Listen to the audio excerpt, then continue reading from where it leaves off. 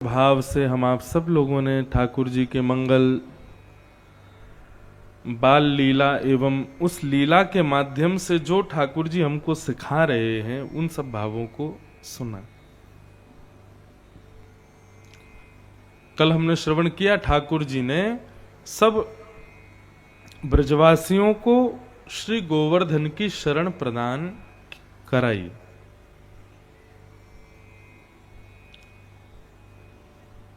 और श्री गिरिराज जी की शरण में समस्त ब्रजवासियों को ले जाने का उद्देश्य जो ठाकुर जी का था वो ये था कि भाई समय, धन और भाव तीनों बहुत कीमती होते हैं।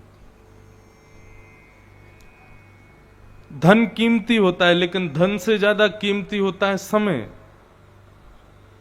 समय से ज्यादा कीमती होता है मानव का भाव जो दूसरे के प्रति हम प्रकट करते हैं। और यदि दूसरा व्यक्ति उस भाव की कदर नहीं करता, उस भाव का सम्मान नहीं करता, उस भाव की वैल्यू नहीं करता, तो समय और धन से ज्यादा, समय गया तो कुछ गया, धन गया तो थोड़ा ज्यादा गया, लेकिन भाव चला गया तो सब कुछ चला गया। ठाकुर जी को बड़ी पीड़ा होती थी कि ये सब ब्रजवासी मेरे होते हुए इंद्र की पूजा करते हैं। इंद्र की पूजा से ठाकुर जी को कोई दिक्कत नहीं थी, लेकिन इंद्र भाव की कदर करना नहीं जानता है। इसलिए भैया, जब हम असद व्यक्ति की सेवा करते हैं, असद व्यक्ति से प्रेम करते हैं या असद देवताओं को पूजते हैं, ठाकुर जी को बड़ी पीड़ा होती है। क्योंकि किसी को पूजने में, किसी को भजने में, किसी को वंदन करने में समय, धन और भाव तीनों व्यर्थ जाते हैं। किसी ने बता दिया कि फलाने गांव में एक देवता हैं, उनको पूजन करे आओ, तो आप देखो वहां जाओगे तो उसमें आपका समय भी जाएगा, वहां जाने में धन भी खर्च होगा, आपका भाव भी खर्च होगा, और वो देवता असद है तो उसकी सेवा करने में ठाकुर जी को कष्ट होगा कि भाई क्यों कर रहे हो। सुंदरकांड में स्पष्ट लिखा है, देव देव आलसी पुकारा। जो ज्यादा देवताओं के भरोसे पड़ा रहता है, स्वयं कर्तव्य और कर्म पर विश्वास नहीं करता, केवल देवता सहायक बनेंगे, हनुमान जी पर चोला चढ़ा दो, अंबे मैया पे चुनरी चढ़ा दो, और वहां जाकर के ये कर आओ, गंगा जी में ये चढ़ाओ, वहां पेड़ पे ये बांध आओ, इन सब चीजों में ज्यादा पड़ना नहीं चाहिए।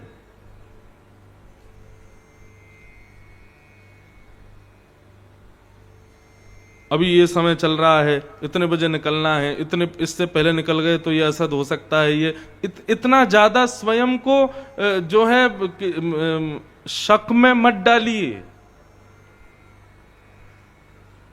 यात्रा करने जा रहे हो तो पहले गाड़ी की परिक्रमा लगाओ, उसके बाद नारियल फोड़ो, फिर निकलो, तभी यात्रा मंगल में होगी। सब चीज हमारी बुद्धि में और मन में विद्यमान है।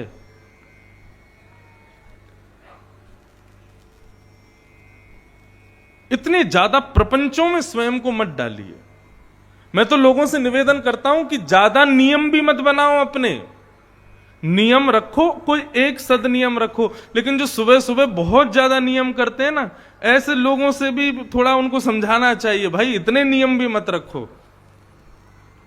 सूर्य को जल देना चाहिए, तुलसी जी को प्रणाम करना चाहिए, हनुमान चालीसा पाठ करनी चाहिए, ठाकुर जी की सेवा करके प्रणाम करना चाहिए, इतने नियम तक ठीक है। कई लोगों के नियम सुबह 7 बजे शुरू होते हैं, 10-11 बजे तक नियम ही चल रहे हैं। अभी तो उसका पाठ चल रहा है, आदित्य हृदय स्तोत्र का पाठ चल रहा है, फिर उसके बाद इसका पाठ चल रहा है, इसके बाद इसका पाठ चल रहा है, फिर सूर्य के सामने ये चल रहा है, वहां पर जाके चावल चढ़ा रहे हैं, वहां पर ये कर।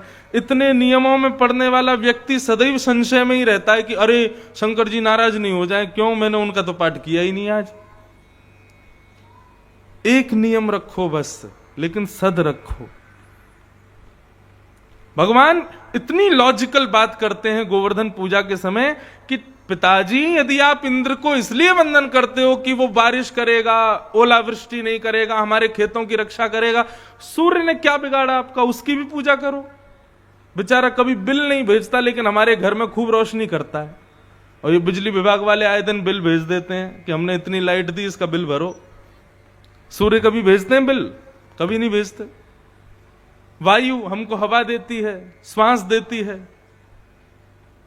एक ऑक्सीजन सिलेंडर खरीदने जाओगे कितना महंगा आता है, लेकिन ये वायु देवता हमको 24 घंटे इतनी श्वास देते हैं, हवा देते हैं। कभी बोलते हैं कि भाई हमको भी वेतन दिया करो, कभी भरा करो बिल हमारा भी, नहीं।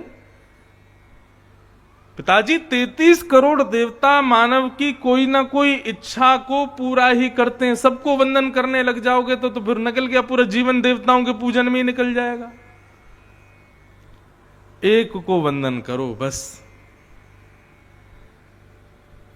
बिना भाव के 4 घंटे पूजा करोगे कोई मतलब नहीं बनता, लेकिन भाव से 1 मिनट ठाकुर जी के सामने बैठ करके नेत्र बंद करके उनका स्मरण करके पुष्प अर्पित कर दोगे, वो पुष्प ठाकुर जी को स्वीकार है।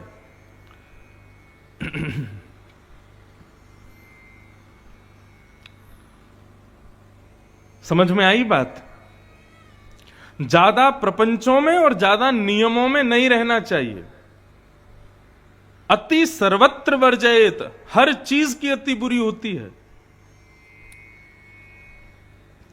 मध्यस्थ रखो उसमें। कई लोग आते हैं मुझसे मिलने, बुरा नहीं मानिएगा, उनके हाथ में बहुत सारी अंगूठी और बहुत सारे कड़ूले वड़ूले में देख लेता हूं ना, मुझे लगती है मैंने कि भाई ये तो बहुत प्रपंची व्यक्ति है।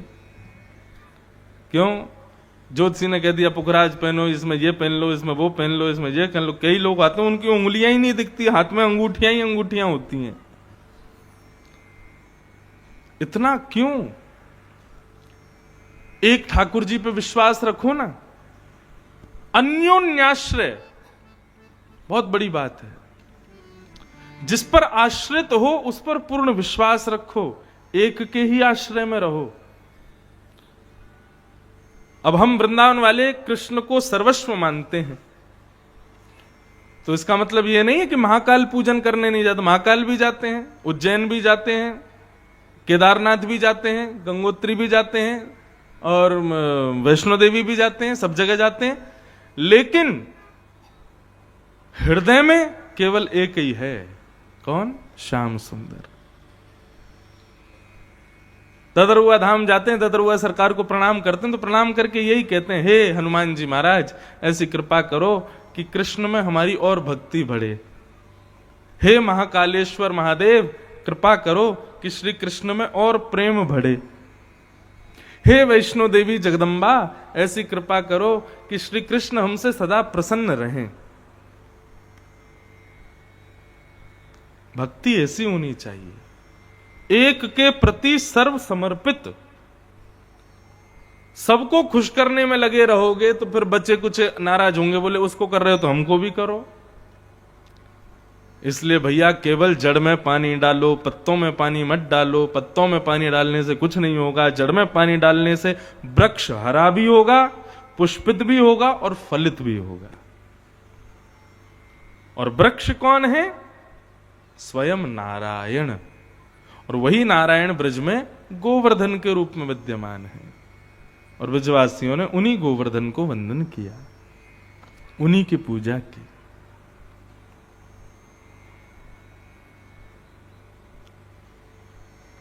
सब ब्रजवासियों को लेकर के ठाकुर जी गए, गोवर्धन पूजन करवाया, गोवर्धन को वंदन करवाया। सब ब्रजवासियों ने परिक्रमा लगाई, मानसी गंगा में स्नान किए, 56 भोग सजाए। और 56 भोग सजाने के बाद में सबने प्रार्थना की तो 4 भुजा वाले श्री गोवर्धन नाथ प्रकट हो गए। श्री गोवर्धन नाथ की जय। सब ब्रजवासी इतने खुश हो गए, बोले लाला इंद्र की पूजा करते करते बुढ़े हो गए, लेकिन या इंद्र ने कभी दर्शन नहीं दियो। आज एक बार की पूजा में ही श्री गोवर्धन नाथ प्रसन्न हो गए, प्रकट हो गए, दर्शन दे रहे हैं। हम तो भैया धन्य है गए, हम तो सौभाग्यवंत है गए। सब ब्रजवासी अपने घर घर की सामग्री लेकर के जा रहे हैं, अपने हाथ से गिरिराज जी को पवा रहे हैं। 4 भुजा वाले श्री गोवर्धन नाथ सबके हाथ की प्रसादी पा रहे हैं। लाओ ब्रजवासियों भोग, लाओ ब्रजवासियों भोग कह कह करके सबको गोवर्धन नाथ पुकार रहे हैं। निज कर से सबने श्री गिरिराज जी का भोग लगाया। और भोग लगाने के पश्चात सब आनंद से नाच रहे हैं, गा रहे हैं, उत्सव मना रहे हैं। इतने में ही इंद्र आए, नारद जी आए और नारद जी 56 भोग की कुछ सामग्री में से लेकर के और गए इंद्र के पास। इंद्र को जाके सामग्रियां खिलाने लगे। इंद्र से बोले लो मोहनथाल खाओ। इंद्र ने खाया, बोले बड़ा स्वादिष्ट लग रहा है प्रभु, कहां से लाए? बोले अच्छा लग रहा है? बोले बहुत बढ़िया लग रहा है। लो रसगुल्ला खाओ। इंद्र ने रसगुल्ला खाया, बोले बड़ा स्वाद है प्रभु, लाए कहां से हो? बोले वो तुम्हारी पूजा बंद हो गई है ना आजकल।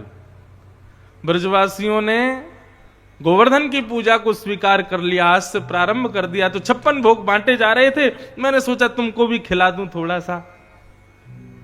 इंद्र बोला क्या बताया आपने? ब्रजवासियों ने मेरी सेवा बंद कर दी, मेरी पूजा बंद कर दी? बोले जी। बस उसी क्षण इंद्र ने सांवर्तक ऋतुओं को आज्ञा की कि जाकर के इतनी वर्षा करो कि पूरा ब्रजमंडल बह जाए।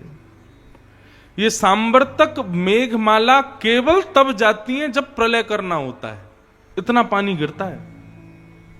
सांवर्तक मेघमालाओं ने आकर के जैसे ही बरसना प्रारंभ किया, सब ब्रजवासी त्राहिमाम कह करके दौड़ने लगे। ठाकुर जी बोले दौड़ क्यों रहे हो भा, इतनी जल्दी अविश्वास मत किया करो ठाकुर जी पर। बंधुओं, सब कुछ अच्छा रहे और उस अच्छाई में आप ठाकुर जी का भजन करो, वो आपकी भक्ति की पहचान नहीं है। भक्ति की पहचान होती है जब आपके विपरीत परिस्थिति आए तब भी आपका विश्वास ठाकुर जी के प्रति रहे। एक प्रकार से विपरीत परिस्थिति देकर के ठाकुर जी ये आकलन करते हैं कि इसका मेरे प्रति विश्वास है कि नहीं, अटूट विश्वास। सब बढ़िया चल रहा है, सब प्रसन्न है, सब आनंद में है, उसमें तो कोई भी भक्ति कर लेता है। लेकिन वास्तविक भक्ति तब पता चलती है जब आपकी विपरीत परिस्थिति आती है, आपके जीवन में कष्ट संकट आते हैं, उस स्थिति में आपका विश्वास कैसा है ठाकुर जी तब देखते हैं। क्योंकि हम मानवों की स्थिति ऐसी है, जैसे ही विपरीत परिस्थिति आती है हम सबसे पहले अविश्वास भगवान के ऊपर करते हैं। ऐसा नहीं, सदैव एक रस रहो ठाकुर जी के प्रति, विश्वास को कभी टूटने मत दो। सब ब्रजवासी भागने लगे, दौड़ने लगे। भगवान बोले कि अरे अभी तुमने अपने हाथों से 56 भोग खिलाया, अभी तुमने इतनी सेवा पूजा की, और अब वर्षा होने पर, इंद्र के प्रकोप होने पर तुम सब लोग भाग रहे हो। क्यों भाग रहे हो? सब ब्रजवासी बोले अपनी जान बचाने को भाग रहे हैं। बोले अरे जिनकी शरण में आए हो उन पर विश्वास करो ना, वो रक्षा करेंगे आपकी।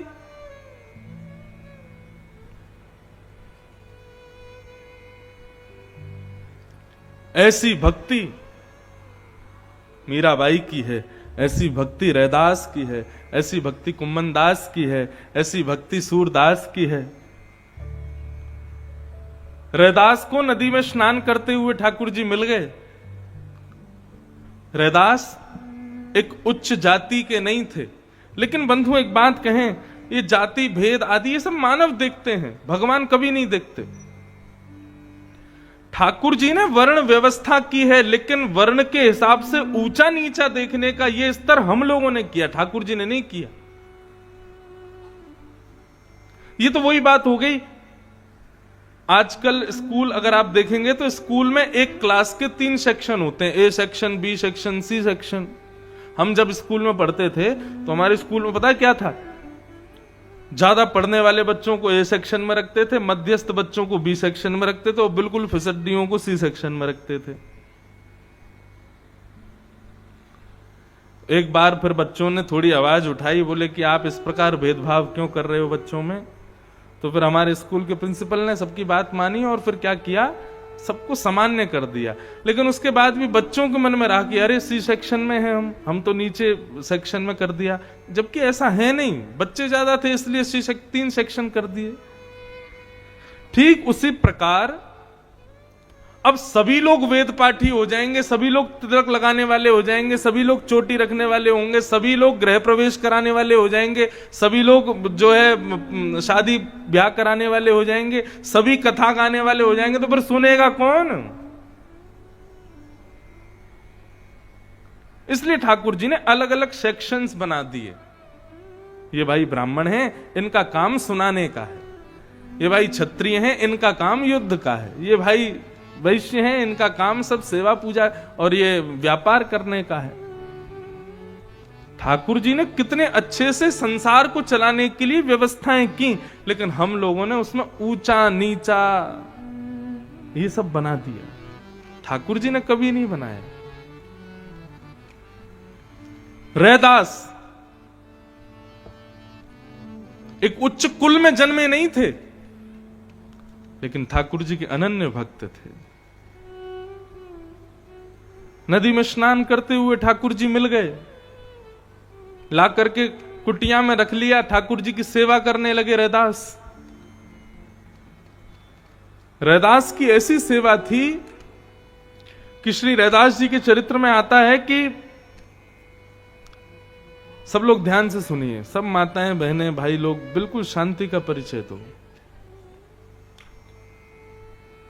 रैदास इतनी अच्छी भक्ति करते थे ठाकुर जी की कि कभी रैदास जी का मन होता था कि पहले जब ठाकुर जी उनके पास नहीं थे तो जैसे उनका मन होता था जगन्नाथ भगवान की याद आ रही है, तुरंत बोरिया बिस्तर उठाते जगन्नाथपुरी चले जाते। फिर याद आ जाती वृंदावन की तो वृंदावन चले जाते। फिर याद आती अयोध्या की तो अयोध्या चले जाते। जहां का स्मरण उनको होता स्वच्छंद परिंदे की तरह इधर उधर घूमते रहते थे। लेकिन जब से ठाकुर जी घर में आ गए, अपनी कुटिया में अपने ठाकुर जी की सेवा करते, कहीं नहीं जाते। लेकिन मन इतना होता था कि मैं जगन्नाथपुरी जाऊं, मैं द्वारिका जाऊं, बद्रीनाथ जाऊं, वृंदावन जाऊं। लेकिन कैसे जाऊं? ठाकुर जी को लेके जाऊंगा तो रास्ते में कहां खिलाऊंगा, और नहीं लेके जाऊंगा तो फिर यहां अकेले कैसे रहेंगे। तो रैदास ने पता है क्या किया? अपनी कुटिया में ही चारों धाम सोच लिए। वो वाला कोना बद्रीनाथ, ये वाला कोना जगन्नाथ, ये वाला कोना अयोध्या, ये वाला कोना वृंदावन। और जैसे ही पूजा करते और मन होता ठाकुर जी आज जगन्नाथपुरी जाने का मन हो रहा है, तो ठाकुर जी की चौकी उठाते और एक कोने में धर देते। उसके ऊपर लिखा हुआ था उन्होंने जगन्नाथपुरी, और वहां ले जाके रख देते और बोलते अरे ठाकुर जी देखो क्या सुंदर समुद्र की लहर उठ रही है, क्या सुंदर ठाकुर जी की जगन्नाथ जी की ध्वजा उड़ रही है। नेत्र बंद करके सब विचार करने लगते थे। अरे जगन्नाथ जी का दर्शन हो गया, ठाकुर जी लो दाल भात खाओ। नेत्र बंद करके सारे भाव प्रकट कर देते जैसे जगन्नाथ जी के होते थे। फिर करते अच्छा ठाकुर जी बड़ी गर्मी हो गई जगन्नाथपुरी में, चलो अब बद्रीनाथ चल रहे हैं, थोड़ी ठंडी ब्यार का आनंद लेंगे। और ठाकुर जी की चौकी उठाते दूसरे कोने में धर देते, उसका नाम धर देते बद्रीनाथ। बोले आइए बद्रीनाथ आ गए, हिमालय की ठंडी हवा चल रही है, बर्फ गिर रही है और मंद सुगंध गंगा जी बह रही हैं। रैदास की भक्ति ऐसी थी, जेठ के घने महीने में भयंकर गर्मी की लू चल रही है और उस समय रैदास जी यदि मन में सोच लेते कि बद्रीनाथ ठाकुर जी जाएंगे, अपनी कुटिया में ही चौकी बदल देते थे, चलो ठाकुर जी बद्रीनाथ चल रहे हैं। और स्थिति होती थी भरे जेठ के महीने में रैदास जी के गांव में ठंडी ठंडी हवा चलने लगती थी, बर्फ जैसे गिरने लगती थी और गांव के लोगों को पता चल जाता, बोले आज जरूर रैदास अपने ठाकुर जी को बद्रीनाथ लेके गया होगा, इसीलिए हमारे गांव में ठंडी हो रही है। ऐसा भाव रैदास का। तीन बात हमेशा याद रखना, भगवत संबंध में विश्वास, संबंध और समर्पण। भक्ति यदि तीन चीज आपके अंदर नहीं है ना तो आप भक्त नहीं हो। सबसे पहला विश्वास, दूसरा ठाकुर जी से कोई संबंध और तीसरा समर्पण, पूर्ण समर्पण। ब्रजवासी सब दौड़ने लगे, अरे इंद्र नाराज है गयो, इंद्र नाराज है गयो। ठाकुर जी बोले अरे जिनकी शरण में आए उन पर विश्वास करो ना। सब ब्रजवासी दौड़ने लगे। इतने में ही ठाकुर जी गए और एक तरफ से गिरिराज पर्वत को थोड़ा सा ऊपर उठा करके नीचे भुजा डाली, और देखते ही देखते सब ब्रजवासियों के मध्य में 7 बरस के कृष्ण ने 7 कोस लंबे चौड़े गिरिराज को अपने बाम हस्त की इकन्नी उंगली पर धारण कर लिया। आ जाओ सब ब्रजवासी, या गिरिराज पर्वत के नीचे खड़े है जाओ। सब ब्रजवासी दौड़ करके गए, अपने मोटे मोटे लठ लगा दिए महाराज गिरिराज जी पर। नख पर धार लियो गिरिराज नाम गिरधारी पायो है। ठाकुर जी ने अपने बाम हस्त की कन्नी उंगली पर श्री गिरिराज जी धारण कर लिए। बोल गिरवरधारी गोपाल की जय। आहा, ठाकुर जी ने गिरिराज जी धारण किए।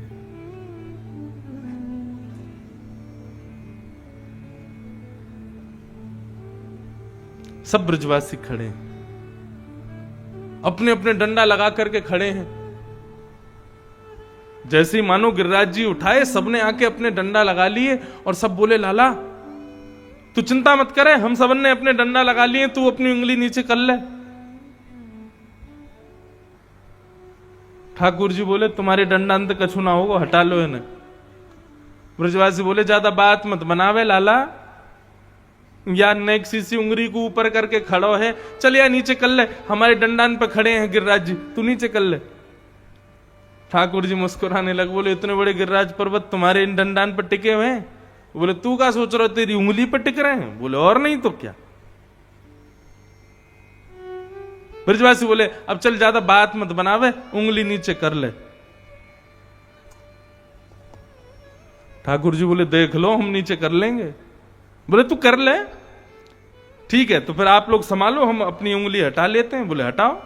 जैसे ही ठाकुर जी ने जरा सी अपनी उंगली ढीली की, इतने में ही विशाल। अच्छा एक बात बताएं, आप सब लोग गोवर्धन गए हो, गिरिराज पर्वत के दर्शन किए हैं। श्री गर्ग संहिता के अनुसार गिरिराज जी इतने छोटे नहीं थे जब ठाकुर जी ने उठाए थे। 7 कोस लंबे, 7 कोस चौड़े और 7 कोस ऊंचे। मतलब गिरिराज जी का यदि शिखर देखेंगे तो वे आकाश में होता था, शिखर का तो दर्शन ही नहीं होता था। ऐसा भी कह दिया जाए तो कोई अतिशयोक्ति नहीं कि गिरिराज जी के शिखर पर बर्फ ही जमी रहती थी, इतने बड़े थे गिरिराज जी। वो तो तिल भर रोज पृथ्वी में प्रवेश कर रहे हैं। इसलिए अब जो हमको दर्शन होता है ये गिरिराज जी का शिखर है। जो ठाकुर जी ने जब गिरिराज जी उठाए थे उस समय ये शिखर आकाश में था। इसीलिए तो ठाकुर जी गैया चराने गिरिराज जी पे जाते थे। अब आप लोग विचार करो, वृंदावन से 20-22 किलोमीटर है। अगर आज भी कोई व्यक्ति पैदल पैदल जाए तो गिरिराज जी जाके वापस आना एक दिन में, तो मतलब गए और तुरंत आए तो भी सुबह निकलोगे तो रात तक आ जाओगे। ठाकुर जी गैया चराने जाते थे। गैया चराने का मतलब है कि ठाकुर जी गिरिराज पर्वत पर जाके आराम करते थे, गैया चरती रहती थी और शाम होने से पहले ठाकुर जी वापस आ जाते थे और दोपहर भोजन करने के बाद जाते थे। इतनी जल्दी गिरिराज जी कैसे पहुंच जाते थे? फिर गिरिराज जी की चौड़ाई इतनी थी कि वो वृंदावन की सीमा का स्पर्श करती थी। यमुना जी बिल्कुल समीप ही गिरिराज जी के बहती थी जब ठाकुर जी थे उस समय पर।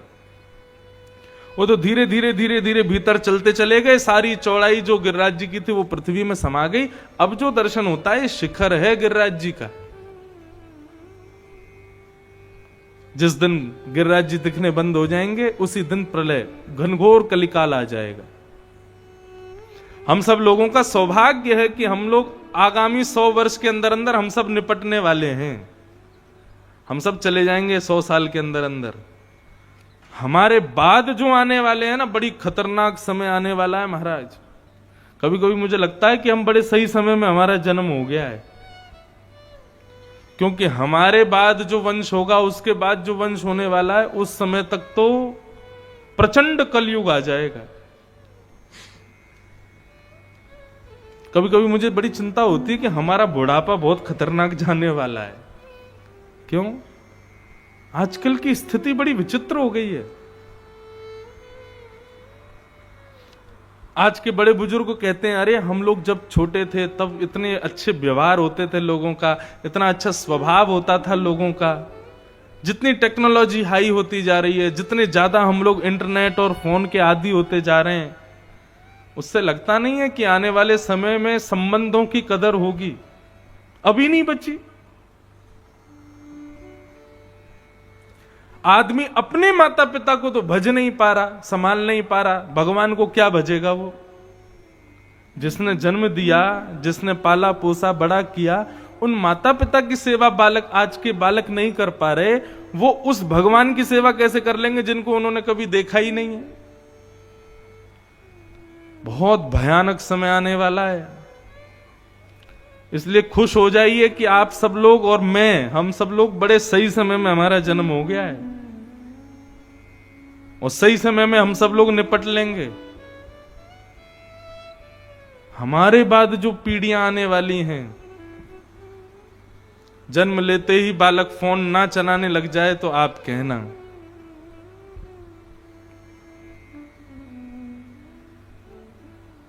मैं तो स्पष्ट अपनी कथा में कहता हूं कि यही कलयुग है। कलयुग का सतयुग का राक्षस हिरण्यकश्यप, द्वापर का राक्षस, त्रेता का राक्षस रावण, द्वापर का राक्षस कंस, और कलयुग का राक्षस ये है फोन। यही है। आप कभी भी देख लो राक्षसों के नियम क्या होते हैं। व्यक्ति को भगवान से दूर करना, व्यक्ति को परिवार से दूर करना। मैं ही सर्वस्व हूं, मुझे भजो, मेरे को ही देखो, मुझे ही प्रणाम करो। आज यही स्थिति हो गई हम लोगों की। कहां प्रातःकाल उठ के रघुनाथा, मात पिता गुरु ना वही माथा। माता पिता गुरु को प्रणाम करते, आजकल प्रातःकाल उठते इसको प्रणाम करते हैं हम। उठते ही यदि तकिया के नीचे फोन नहीं दिखे तो आधा heart attack, minor heart attack तो आ ही जाता उसी समय। कई लोग हैं कथा में भी बैठे रहेंगे तो नीचे नीचे चलते ही रहे, क्या चल रहा है इसमें, कौन कहां जा रहा है, कैसे कर रहा है, सब चलता रहता है। ये कलयुग का राक्षस है। मुझे सच में लगता है कि भगवान कल की आएंगे तो किसको मारेंगे? कोई राक्षस तो बचेगा नहीं, इसी को खत्म करेंगे। अभी इतने आदी हो चुके हैं फोन के। कभी कभी मुझे लगता है जैसे पुराने समय में सुपारी देते थे ना लोग, उसको जाके मार दो, हमारा दुश्मन है। कभी कभी लगता है आगामी 100-150 साल बाद आदमी को मरवाना होगा तो यूं कहेंगे उसका फोन चोरी कर लो। क्यों? फोन चोरी करते ही अटैक आ जाएगा उसको। आधे से ज्यादा जीवन, आधे से ज्यादा अपने सीक्रेट्स, आधे से ज्यादा अपने कोड, आधे से ज्यादा बैंक के काम सब फोन में है। आज की डेट में जिसको नेट बैंकिंग नहीं आती उसको तो अपंग माना जाता है, बोले विकलांग है ये, क्यों? इसको नेट बैंकिंग नहीं आती। आगामी समय ऐसा होने वाला है कि जिनके हाथ पैर नहीं है उनको विकलांग नहीं कहा जाएगा, जिनको फोन चलाना नहीं आता वो विकलांग हैं। उनको स्पेशल सीट दिया जाए करेगी ट्रेन में, क्यों? ये विकलांग है, इनसे फोन नहीं आता चलाना। इतने आदी हो गए हम लोग फोन के। भारत में तो धीरे धीरे कैश खत्म होता जा रहा है, लेकिन विदेशों में आप कभी दुर्भाग्य से जाओगे तो वहां के लोग तो कैश देख के उनको सिर दर्द हो जाता है, बोले इसको कैसे गिने। एक बार मैं लैपटॉप खरीद के लाया, अमेरिका की बात, तो $1400 का आया। तो मैंने सारे डॉलर इकट्ठे किए, 1 के 5 के 100 के, $1400। हमारे यहाँ $1400 तो बच्चा गिन जाए, ऐसे ऐसे गिन लेंगे। अब मैं जब गया तो लैपटॉप खरीदने के लिए, तो उसने कहा $1400, तो मैंने उसको दे दिए, मैंने लो। तो जैसे ही उसने नोट देखे तो 5 लोग बुलाए उसने, एक एक के एक को दिए, 100 के एक को दिए, 50 के एक को दिए, और उससे पूछता है तेरे 50 के कितने नोट हैं? बोले इतने नोट। तेरे एक एक के कितने हैं? बोले इतने। तेरे 10-10 के कितने? इतने। मेरे 100 के इतने। फिर कैलकुलेटर प्लस कर रहा, ओके 1400। मैंने की जय हो भैया देवता तेरी। मैंने हमारे भारत में कोई गली मोहल्ला के बालक ने दे दे वही गिन देंगे। लेकिन अब धीरे धीरे कैश खत्म हो रहा है, हम लोग भी नेट बैंकिंग शुरू कर रहे हैं। ठीक है, टेक्नोलॉजी हाई हो रही है, सब कुछ अच्छा जा रहा है, लेकिन आप लोग सोचो, हमारी मन बुद्धि सब कुछ एक वस्तु के अधीन होती जा रही है। और वो दिन दूर नहीं है कि हमारा जीवन इसी से ही चलेगा।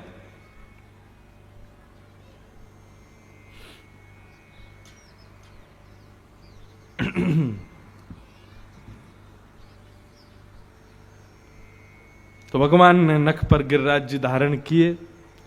सब ब्रजवासी बोले लाला उंगली नीचे कर ले। ठाकुर जी बोले ठीक है, तो आप लोग संभालो, हम कर रहे हैं। जैसे ही उंगली नीचे करने लगे, इतने में ही विशाल गिरिराज पर्वत नीचे आने लगे। चट्ट चट्ट करके सबके डंडे टूटने लगे। सब ब्रजवासी बोले लाला संभाल संभाल संभाल।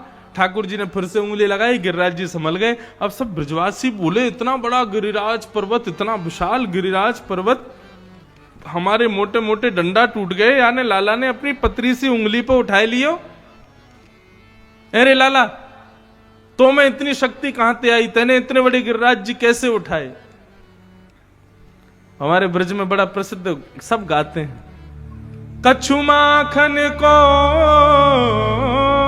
बल बढ़ो, कछु गोपन करी सहाय, श्री राधे जू की कृपा सो मैंने गिरिवर लियो।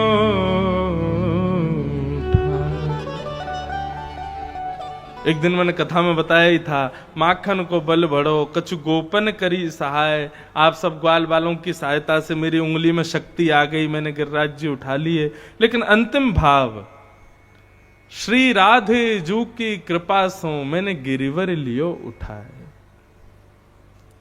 श्री राधा रानी की कृपा दृष्टि है गई मुंह पे, वहां से मैंने गिरिराज जी उठा लिए। अब ये राधा रानी की कृपा दृष्टि कैसे भाई? ये सब ठाकुर जी की अंतरंग लीला है, गोपनीय लीला है, प्रकट लीला नहीं है। श्री किशोरी जी सन्मुख खड़ी है और उनकी रूप माधुरी को देख करके ठाकुर जी में इतना बल आ गया हो, इतना बल आ गया हो कि गिरिराज जी ऐसे उठा लिए जैसे रुई को फोआ उठा ले, और नक पर धार लियो गिरिराज नाम गिरधार। हम ब्रजवासी तो यूं के लाला ने गिरिराज जी थोड़ी उठाए, वो तो किशोरी जी की सामर्थ्य भाई, किशोरी जी के रूप में इतना तेज हो कि वह तेज को देख करके ठाकुर जी को गिरिराज जी भी रुई के समान हल्के दिखाई पड़े और अपने नक पे उनने धारण कर लिए। वास्तविक गिरिवरधारी श्री राधा रानी है, श्री किशोरी जी हैं। ठाकुर जी तो केवल प्रदर्शन मात्र कर रहे हैं, उंगली पर उठा रहे हैं। लेकिन बंधुओं, एक आध्यात्मिक पक्ष सुनिए, बहुत ध्यान से सुनिएगा। गोवर्धन, गौ किसको कहते हैं? हमारी शरीर की 10 इंद्रियों को गो कहा जाता है। 10 इंद्रियां कौन कौन सी? आंख, नाक, जीभ, कान, त्वचा, ये 5 ज्ञानेंद्रिय। हाथ, पैर, मुख 2 गुप्तेंद्रिय, ये 5 कर्मेंद्रिय। इस प्रकार इस समूह को कहते हैं 10 इंद्रिय, और इसी 10 इंद्रिय के समूह को कहते हैं गो। और इन 10 इंद्रियों का कृष्ण भक्ति में जो वर्धन करता है उसका नाम है गोवर्धन। आप लोग गिरिराज जी जाते हो परिक्रमा लगाने के लिए, किस भाव से जाते हो? हमारे खेत में बढ़िया फसल है जाए, या बेटा को बढ़िया ब्याह है जाए, या किसी भी कामना से जाते हो। वास्तव में आप अन्य किसी भी कामना से यदि गिरिराज जी जा रहे हो तो व्यर्थ जा रहे हो। गिरिराज जी जाने का मूल उद्देश्य क्या है? मूल उद्देश्य यह है कि हे गिरिराज बाबा, मोकू आपके दर्शन करवे में तो बड़ा सुख मिले, लेकिन मोकू आपकी कथा सुनने में आनंद ना आवे, तो हे गिरिराज जी ऐसी कृपा करो, मैं परिक्रमा लगा रहा हूं, मेरे इन कानन की आपकी भक्ति सुनवे की इच्छा प्रकट है जाए, या इच्छा से मैं आपकी परिक्रमा लगा रहा हूं। मतलब हमारे यहां रसिकाचार्य कहते हैं, जिस इंद्रिय से आप ठाकुर जी को नहीं भज पाते हो, उस इंद्रिय को केंद्र में लेकर के यदि परिक्रमा लगाई जाए, परिक्रमा पूर्ण होते होते उसी इंद्रिय से आप कृष्ण के प्रति और भक्ति में समर्पित हो जाओगे। नहीं आई बात समझ में? अब कई लोग हैं, उनको प्रसाद पाने में बहुत सुख मिलता है, बाकी कथा सुनने में उनको कोई आनंद नहीं आता, दर्शन करने में उनको कोई आनंद नहीं आता, परिक्रमा लगाने में उनको कोई आनंद नहीं आता। लेकिन कहीं पता चल जाए कि प्रसाद बट रहा है ठाकुर जी का, सोई भागेंगे हाथ आगे करके, बोले नहीं ठाकुर जी को प्रसाद पानो है, ठाकुर जी को प्रसाद चाहिए। तो प्रसाद में तो सुख है, लेकिन कथा में नहीं है, दर्शन में नहीं है।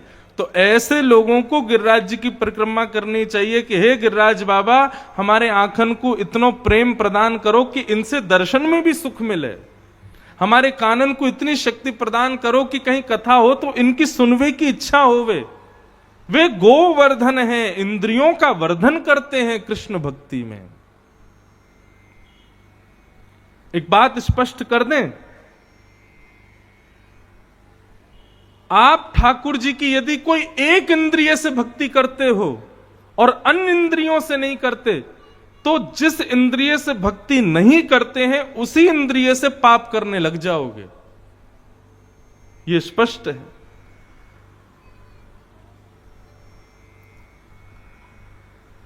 वृंदावन में अधिकतर लोग किस लिए आते हैं पता है? चाट खाने, बल्ले खाने, लस्सी पीने, पकोड़े खाने, इसलिए आते हैं। अधिकतर पंजाब तरफ, हिमाचल तरफ के लोग बहुत आते हैं वृंदावन। कभी कोई आए वृंदावन तो उससे पूछो कि भैया वृंदावन गए थे? बोले जी गए थे। क्या देखा वृंदावन में? अरे महाराज, ब्रजवासी के पेड़े, क्या बताना उनका, कितने बढ़िया थे। वो बिहारी जी के बाहर लस्सी की दुकान थी, उसकी लस्सी बहुत बढ़िया थी। महाराज जी बिहारी जी से आगे जाओगे ना राधा वल्लभ जी की तरफ, वहां पर नुक्कड़ पे एक भल्ला वाला है, वो बहुत बढ़िया बनाता है। मैंने कि राधा वल्लभ जी, बिहारी जी, सबकी गली में कौन लस्सी वाला, नुक्कड़ पे भल्ले वाला, ये पता है आपको? ये नहीं पता कि वृंदावन में मंदिर में कौन बैठे हैं भीतर? ये तो वही बात हो गई कि आप किसी से मिलने के लिए गए थे, लेकिन उसके द्वारपाल से ही मिलके लौट आए। उसके सिक्योरिटी गार्ड ने अंदर तुमको जाने ही नहीं दिया। वृंदावन के सिक्योरिटी गार्ड हैं, वहां की लस्सी, वहां के भल्ले, वहां के पेड़े, ये सब वृंदावन के सिक्योरिटी गार्ड हैं। लोगों को अपने तक ही सीमित रखते हैं, उससे अंदर जाने ही नहीं देते।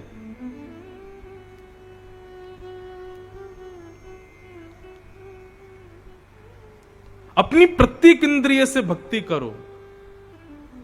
नेत्रों से देखने में सुख मिले, कानों से सुनने में सुख मिले, मुख से बोलने में सुख मिले, हाथों से करताल बजाने में सुख मिले। अब मैं बोलता हूं ताली बजा के गाओ, तो कई लोग तो ताली बजाते हैं, कई लोग तो फिर भी नीचे यूं यूं करते रहते। बोले कहा करें, समय काटना है।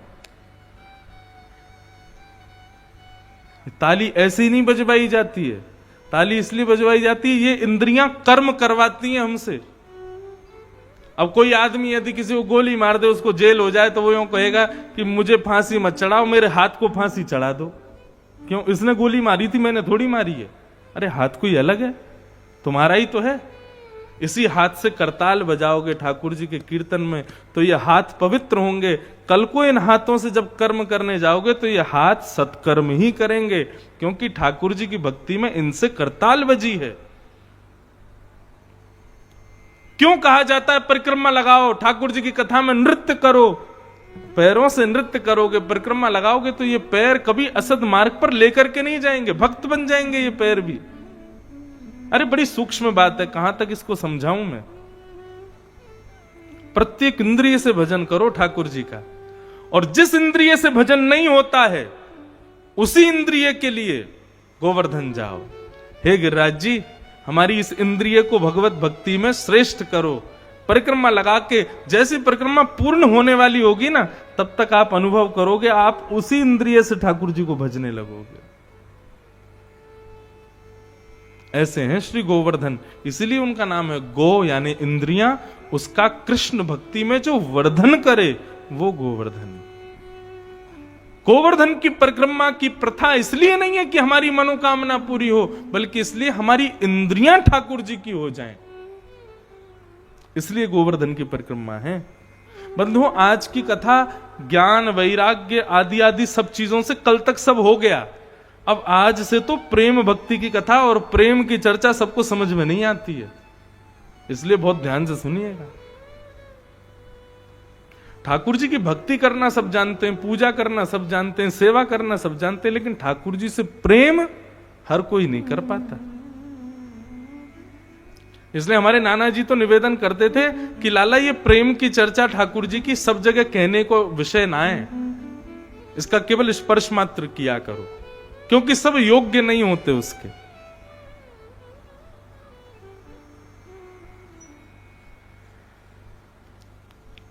प्रत्येक इंद्रिय ठाकुर जी की हो जाए, उसके लिए गिरिराज जी की शरण में जाओ।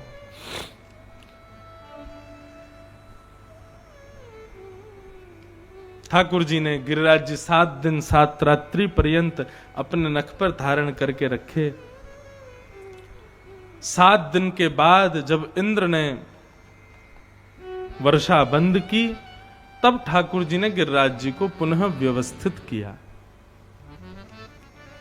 अब यहां पर एक संशय मन में प्रकट होता है,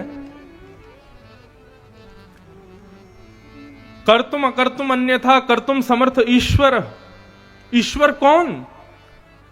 जो कोई ना कर सके वह भी जो कर दे वो ईश्वर है, और जो सब करते हैं उसको भी ना करे वो ईश्वर है।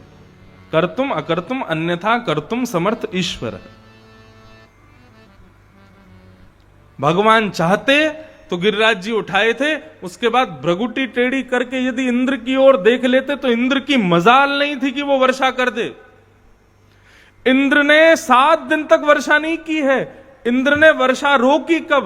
भगवान के क्रोध करने पर भी इंद्र ने वर्षा नहीं रोकी। इंद्र ने वर्षा तब रोकी जब इंद्र ने देखा कि मेरा तो भंडार ही खत्म हो गया, जल ही नहीं बचा है, तब इंद्र ने वर्षा रोकी है। इसका मतलब ठाकुर जी ने ना तो इंद्र को रोका, ना तो इंद्र पर गुस्सा किया, ना ही एक बार भी संकेत किया अरे इंद्र तू पूरे ब्रजमंडल को बहाने का प्रयास कर रहा, रोक दे नहीं तो तेरी खैर नहीं है। ठाकुर जी ने कुछ नहीं कहा इंद्र को। क्यों? और 7 दिन 7 रात्रि ऐसे ही खड़े रहे। इसके पीछे कारण क्या है? तब महाकवि श्री जयदेव कहते हैं, अभिनव जलधार सुंदर धृतमंदर धृतमंदर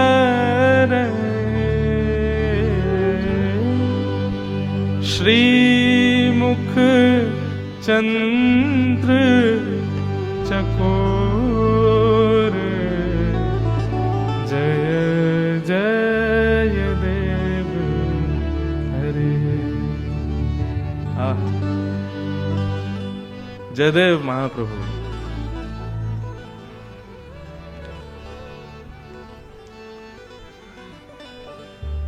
कई बार ऐसा होता है, कहीं कहीं स्थान पर हम जाते हैं, वहां का माहौल इतना अच्छा होता है कि उस माहौल की वजह से मन करता है कि हमारा जो जाने का समय है वो थोड़ा और बढ़ जाए। चाहे आप किसी के विवाह में गए हो, किसी के घर गए हो, किसी व्यक्ति से मिलने गए हो, किसी स्थान पर गए हो, तो वहां पर कई बार ऐसा मन करता है अरे शाम क्यों हो रही है, अरे इतनी जल्दी समय क्यों जा रहा है, हमको थोड़ी देर और बैठना है, यहां से जाने का समय ही नहीं आवे, अरे भाई ट्रेन का समय क्यों हो रहा है, लेट क्यों नहीं हो रही है, फ्लाइट का समय क्यों हो रहा है, लेट क्यों नहीं हो, ऐसा होता है कई बार।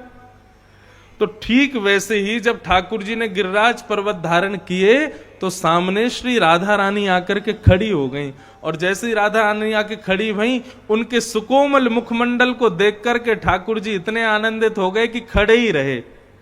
मन में ये भाव भी नहीं आया कि मैं इंद्र को कह दूं कि भैया तू वर्षा बंद कर दे, ताकि वर्षा बंद हो जाएगी तो मैं गिरिराज जी नीचे धरूं, हाथ में कष्ट है। रहो बोले नहीं, ये वर्षा चलती रहे, अनवरत में ऐसे ही खड़ा रहूं। क्यों? क्योंकि सामने श्री राधा रानी खड़ी हैं, इनको देखने का, इनके दर्शन का अवसर मिल रहा है, ये अवसर कहीं चला नहीं जाए। इस दिन 7 दिन 7 रात्रि पर्यंत ठाकुर जी गिरिराज जी धारण करके रखे। जयदेव महाप्रभु कहते हैं, राधा मुख चंद्र चकोर जय जय देव हरे। श्री किशोरी जी को देखने में इतने उत्सुक हो गए ठाकुर जी, बल्कि और कह रहे हैं इंद्र से, बोले जितनो तेरो भंडार है सब कर तो ही रहे, 7 दिन तक 7 रात्रि तक, अरे 7 वर्ष तक भी यदि किशोरी जी सामने खड़ी हैं तो मैं ऐसे ही खड़ा रहूंगा ताकि इनको दर्शन कर सकूं। अपलक नेत्रों से श्री किशोरी जी को देखने के इच्छुक हैं, इसलिए ठाकुर जी ऐसे खड़े हैं।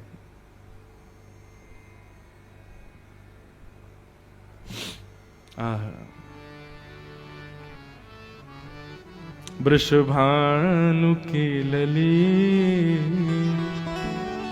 सांवरियों से नेहरा लगा के चली, अरे वृषभानु की लली सांवरियों से नेहरा लगा के चली, अरे वृषभानु की लली सांवरियों से नेहरा लगा के चली, अरे वृषभानु की लली सांवरियों से नेहरा लगा के चली, अरे हाँ सांवरियों से नेहरा लगा के चली, सांवरियों से नेहरा लगा के चली, अरे वृषभानु की लली सांवरिया स्नेहरा लगा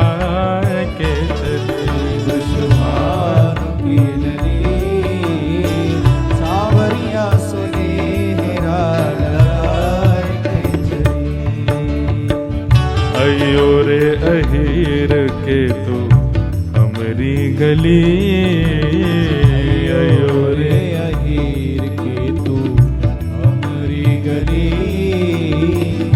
चंदन छिड़कूं लाला तेरी पगड़ी, अरे हाँ चंदन छिड़कूं लाला तेरी पगड़ी, अरे वृषभानु की लली सांवरिया स्नेहरा लगा के चली, अरे वृषभानु की लली सांवरिया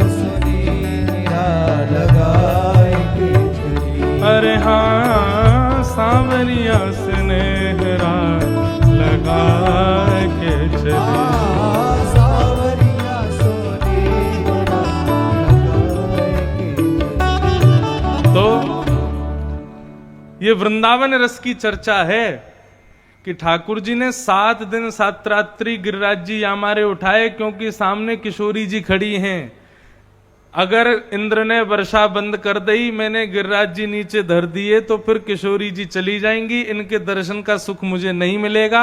इसलिए किशोरी जी कहीं जामे भी ना, गिरिराज जी नीचे धरने भी ना पड़े। या हमारे 7 दिन तक ठाकुर जी ने भी इंद्र को नहीं कहा कि भाई वर्षा बंद कर दे, चलन दे। किशोरी जी सामने खड़ी हैं, इनके दर्शन करते रहेंगे और गिरिराज पर्वत धारण करके खड़े हैं। बड़े इतने इतने भाव हैं गिरिराज पर्वत धारण के, उन्हीं पे ही पूरे प्रसंग हो जाएंगे। ठाकुर जी ने गिरिराज जी धारण किए, 7 दिन बाद व्यवस्थित करके अपने सुव्यवस्थित स्थान पर उनको विराजमान कर दिया। इंद्र ने आकर के भगवान से क्षमा मांगी और क्षमा मांगते हुए भगवान से कहा कि प्रभु आप मेरे भगवान हो, आप मेरे पिता हो, गुरु हो, मुझे दंड दीजिए। माता पिता और गुरुजनों को चाहिए, बहुत ध्यान से सुनिए सब लोग,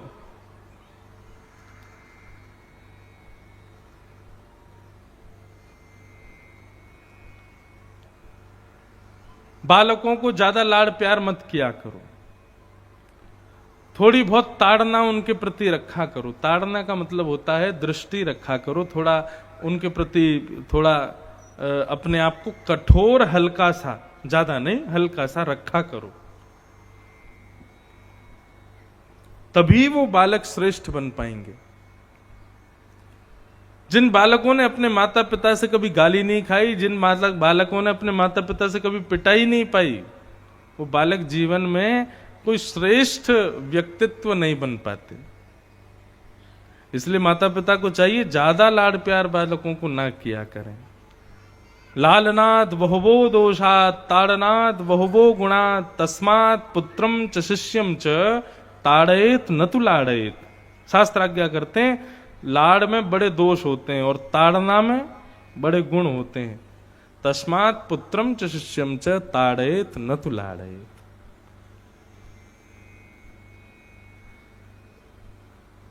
भगवान से वही कहते हैं, इंद्र आप चाहें तो मुझे मार दीजिए, आप चाहें तो मुझे कष्ट दंड दीजिए, आप चाहें तो मुझसे किसी भी प्रकार से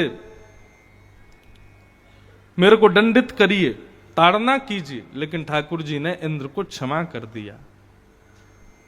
इंद्र ने स्तुति गाई, भगवान ने क्षमा कर दिया। आगे ठाकुर जी के गायों ने अभिषेक किया और भगवान का नाम गोपाल गोविंद रखा।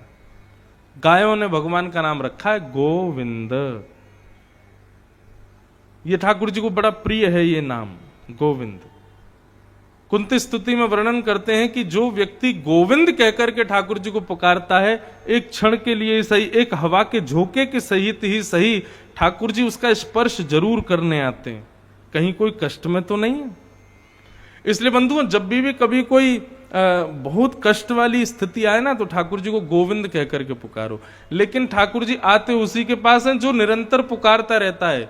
वैसे तो कभी नहीं पुकारता, लेकिन जीवन में कष्ट आए तब पुकारेगा, उसके लिए ठाकुर जी नहीं जाएंगे। जो प्रसन्नता में भी पुकारता है, जो हर स्थिति में पुकारता है, ऐसा व्यक्ति यदि कष्ट में आ जाए और गोविंद बोले, तो निश्चित है कि एक हवा के झोंके के रूप में ही सही ठाकुर जी आएंगे जरूर। अति प्रिय नाम है ठाकुर जी को गोविंद। एकादशी व्रत की कथा बताई गई और तत्पश्चात रास पंचाध्याय प्रारंभ हुआ। अब यहां से रास की कथा प्रारंभ होती है। बहुत ध्यान से सुनिएगा। रास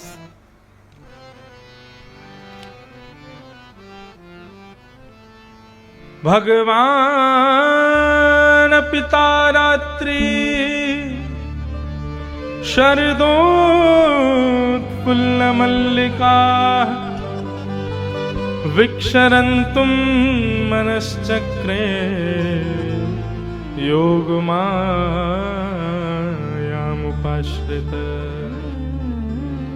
अब बहुत ध्यान से सुनिएगा सब लोग।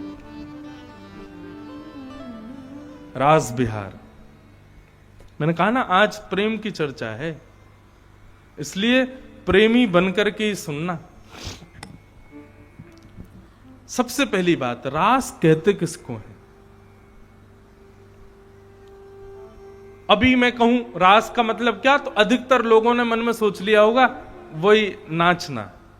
भगवान नाच रहे हैं गोपियों के साथ में, नृत्य कर रहे हैं, यही रास है। नहीं, रास का मतलब नृत्य करना नहीं होता है। रास का सीधा अर्थ होता है भगवान जब अपने प्रेमी भक्त से मिलने जाते हैं, उसको रास कहते हैं। दो शब्द हैं, रस और रास। जब भक्त भगवान से मिलने की कामना करता है और भगवान के समीप जाता है, वो रस कहलाता है। लेकिन भक्त की प्रेम भक्ति से प्रसन्न होकर जब भगवान भक्त से मिलने आते हैं, उसको रास कहते हैं। समझ में आ गई बात? आप लोग कथा में आ रहे हो, अपने घरों से आ रहे हो, सुनने के लिए आ रहे हो, ददरुआ सरकार दर्शन करने जा रहे हो। कल हम गए थे ग्वालियर में, खेड़ापति हनुमान दर्शन करने जा रहे हो, मनसापूर्ण हनुमान जी दर्शन करने जा रहे हो, वृंदावन बिहारी लाल के दर्शन करने जा रहे हो। ये सारी स्थितियां आप जा रहे हो भगवान के पास, ये रस कहलाते हैं। लेकिन आपकी भक्ति से प्रसन्न होकर के वृंदावन बिहारी लाल भिंड आ जाएं, पिडौरा गांव में प्रकट हो जाएं, ये रास कहलाएगा।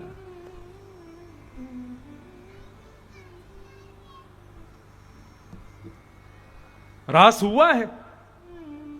लोग कहते हैं हमारे, अब यहां ददरुआ धाम में पूज्य हनुमान जी विराजमान है, आज महाराज जी भी पधारे हैं वहीं से।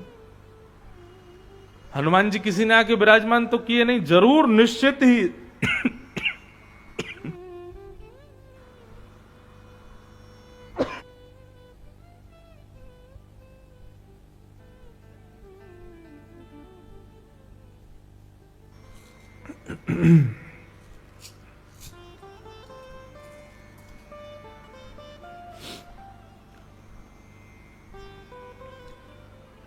अभी वर्तमान महाराज जी जो हैं, आपके पूर्व महाराज जी या उनके पूर्व महाराज जी जो भी यहां पर विराजे होंगे, उनकी तपस्या भजन के बल से हनुमान जी प्रकट हुए होंगे। रास हुआ था वहां पे, क्यों? एक भक्त के भजन पर प्रसन्न होकर ठाकुर जी प्रकट हुए। वृंदावन में गोस्वामी गोपाल भट्ट गोस्वामी जी की प्रेम भक्ति से प्रसन्न होकर राधा रमण जी प्रकट हो गए। श्री हरिदास जी महाराज के प्रेम भक्ति से प्रसन्न होकर के श्री बिहारी जी प्रकट हो गए। ये सब रास ही तो हैं। रस और रास में केवल इतना अंतर है। आप भगवान के अच्छा एक सीधी भाषा में, थोड़ी अल्लड़ भाषा में बोलूं तो आप भगवान के पीछे भाग रहे हो, वो रस है। लेकिन आपकी भक्ति से प्रसन्न हो कि भगवान आपके पीछे भाग रहे हैं, वो रास है। वास्तव में हम कथा क्यों सुनते हैं, वृंदावन क्यों जाते हैं, संतों के समीप क्यों बैठते हैं, सत्संग क्यों करते हैं? ताकि एक दिन ये रस रास में बदल जाए, हमारी भक्ति ऐसी हो जाए, हमारा प्रेम ऐसा हो जाए कि उस प्रेम पाश में ठाकुर जी बंध जाएं और हमारा अनुकरण करें, हमारे पीछे पीछे लाल जी हमें। जगन्नाथपुरी में श्री जगन्नाथ जी के एक भक्त हुए, बहुत ध्यान से सुनना, उनका चरित्र मैंने कल परसों भी सुनाया था, श्री माधव दास। तो माधव दास जी जो थे, ये भगवान के बड़े अनन्य भक्त थे।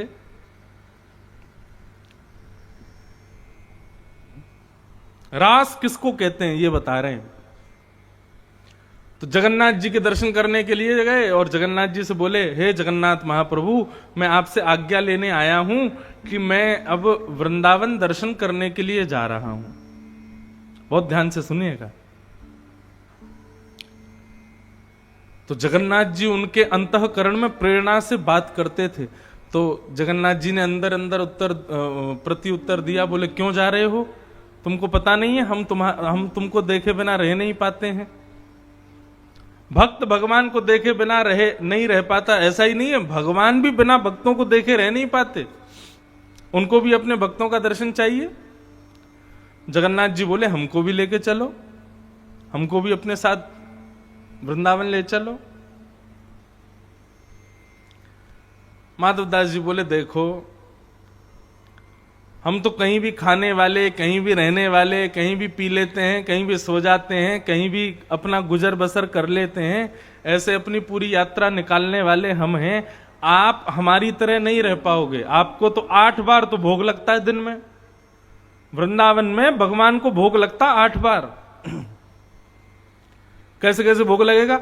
सुबह उठते ही मंगल भोग, उठते ही ठाकुर जी को दूध और लड्डू का भोग लगाया जाता है। मंगल भोग के बाद में फिर आएगा ठाकुर जी का बाल भोग, जिसको नाश्ता कहते हैं। फिर बाल भोग के बाद में आएगा श्रृंगार भोग, श्रृंगार के बाद श्रृंगार भोग आ जाएगा। श्रृंगार के बाद फिर आएगा श्रम भोग। अच्छा, श्रम भोग के बारे में आप सुनेंगे तो इतना आनंद आएगा। ये श्रम भोग क्यों लगता है ठाकुर जी को? बोले कि पुजारी जी ने ठाकुर जी का श्रृंगार किया ना, गले में माला पहनाई, हाथों में बाजूबंद पहनाए, सिर पर मुकुट पहनाया, तो ठाकुर जी थक गए श्रृंगार कराने में। इसलिए श्रृंगार कराने में थक गए तो थकान का भोग आता है ठाकुर जी को। अरे मैंने कि भाई ये बढ़िया है, 8 बार भोग लगाते हैं ठाकुर जी।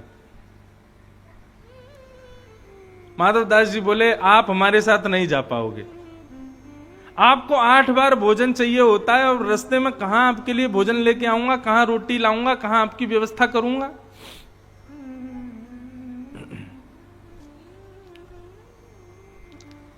बहुत सावधानी से सुनो। इसलिए आप तो यहीं रहो, हम जा रहे हैं वृंदावन। माधवदास जी जैसे वृंदावन के लिए निकले तो माधवदास जी को ज्यादा भूख प्यास लगती नहीं थी, सहज रहते थे, सरल रहते थे माधवदास जी। चलते चलते शाम हो गई, एक नगर में पहुंचे, गांव में पहुंचे। गांव में पहुंचते ही वृक्ष के नीचे बैठे थे माधवदास जी, और विचार कर रहे थे भैया कोई भक्त मिलेगा, कोई आता जाता दिखेगा तो उससे कुछ एक आध रोटी मांग लेंगे, खा लेंगे, अपना बसर करेंगे। लेकिन थोड़ी बहुत देर बाद ही माधवदास जी को इतनी जोर की भूख लगी, इतने व्याकुल हो गए कि महाराज उनकी इच्छा होवे कहीं से भी फल मिले, कोई पत्ता मिले, कुछ तो मिले, मुझे भूख लगी है, खाना है। और माधवदास जी चिंता करें, इतनी जोर की भूख तो मुझे कभी नहीं लगती, आज इतनी जोर से भूख क्यों लगी है। माधवदास जी व्याकुल हो गए, मरता क्या नहीं करता। गांव में पहुंच गए, गांव में जाके और ढूंढने लगे भाई कोई ऐसा वैष्णव भक्त मिले जिसके यहां जाके 2 रोटी तो खाऊं मैं, इतनी तेज भूख क्यों लगी आज। तभी एक बूढ़ी माता जी के घर में प्रवेश किया, उनसे कहा मैया हम जगन्नाथपुरी से आए हैं, वृंदावन जा रहे हैं, बड़ी जोर की भूख लगी है, आप थोड़ी रोटी खिला दोगी। मैया बोली हाँ बैठो हम खिलाते हैं अभी।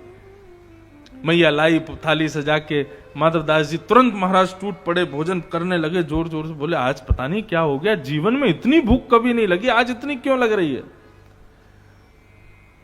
मैया पंखा जलते जलते बोली बाबा आप बड़े निर्दयी हो।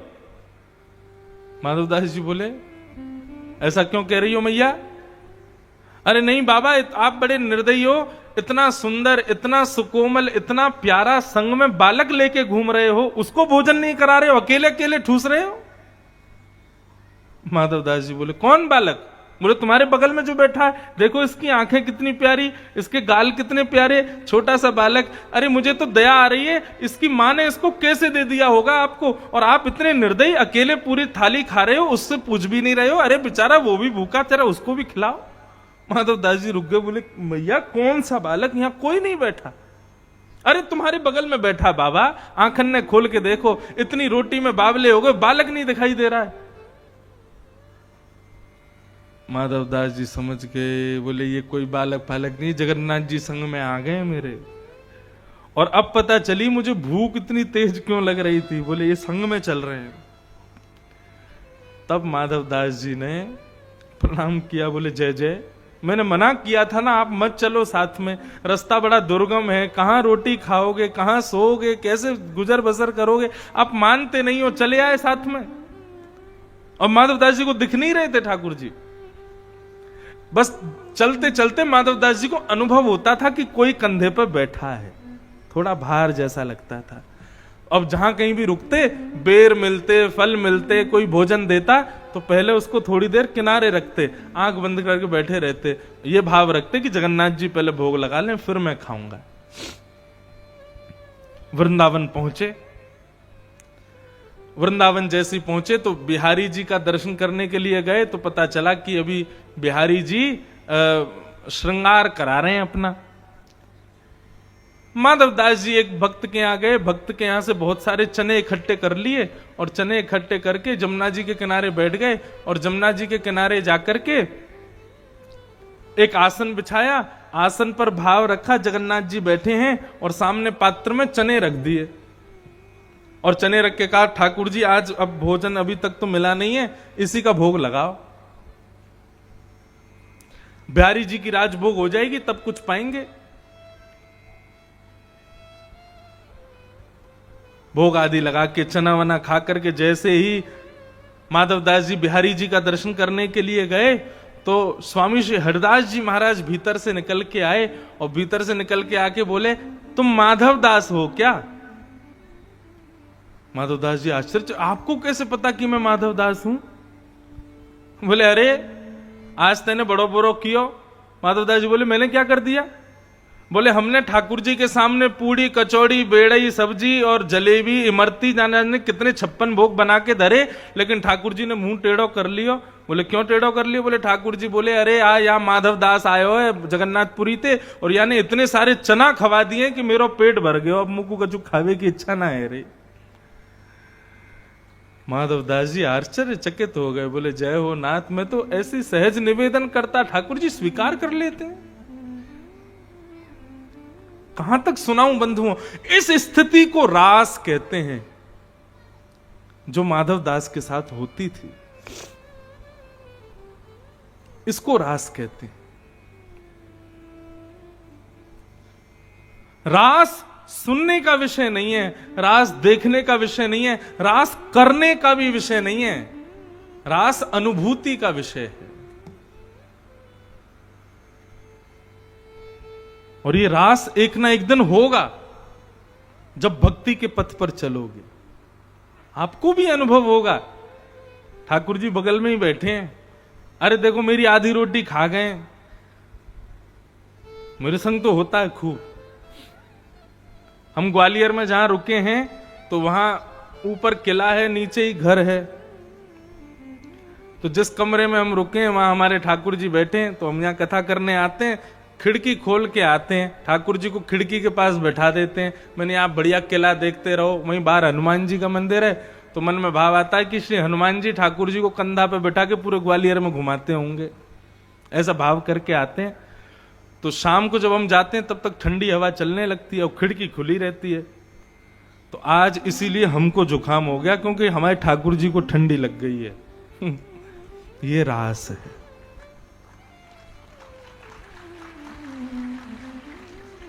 ये कोई इस भाव से नहीं है कि आपको मैं कोई चमत्कार बता रहा हूं या कुछ। जब आप अपने अर्चक के साथ प्रेम भक्ति से रहने लगोगे तो उस पर जो भाव आएगा वो आपको अपने अंदर अनुभव होने लगेगा। मुझे रात्रि में यदि बहुत जोर की प्यास लगती है ना, तो मैं ये नहीं सोचता कि मुझे प्यास क्यों लगी, मैं यही विचार करता हूं जरूर ठाकुर जी के झाड़ी में जल नहीं होगा, इसीलिए मुझे प्यास लग रही है। ये रास है। जब अर्चक अपने अर्चावतार के प्रति पूर्ण प्रेम समर्पित रखता है ना, तो जैसे प्रियसी यदि नाराज है, प्रियसी यदि दुखी है, बालक यदि दुखी है, मां अपने आप दुखी हो जाती है। इसी प्रकार जब ठाकुर जी के प्रति कोई भाव आप रखते हो, उनके ऊपर आने वाली कोई भी क्रिया हो वो आपको अपने अंदर अनुभव होने लगती है। इसी अनुभूति को रास कहते हैं।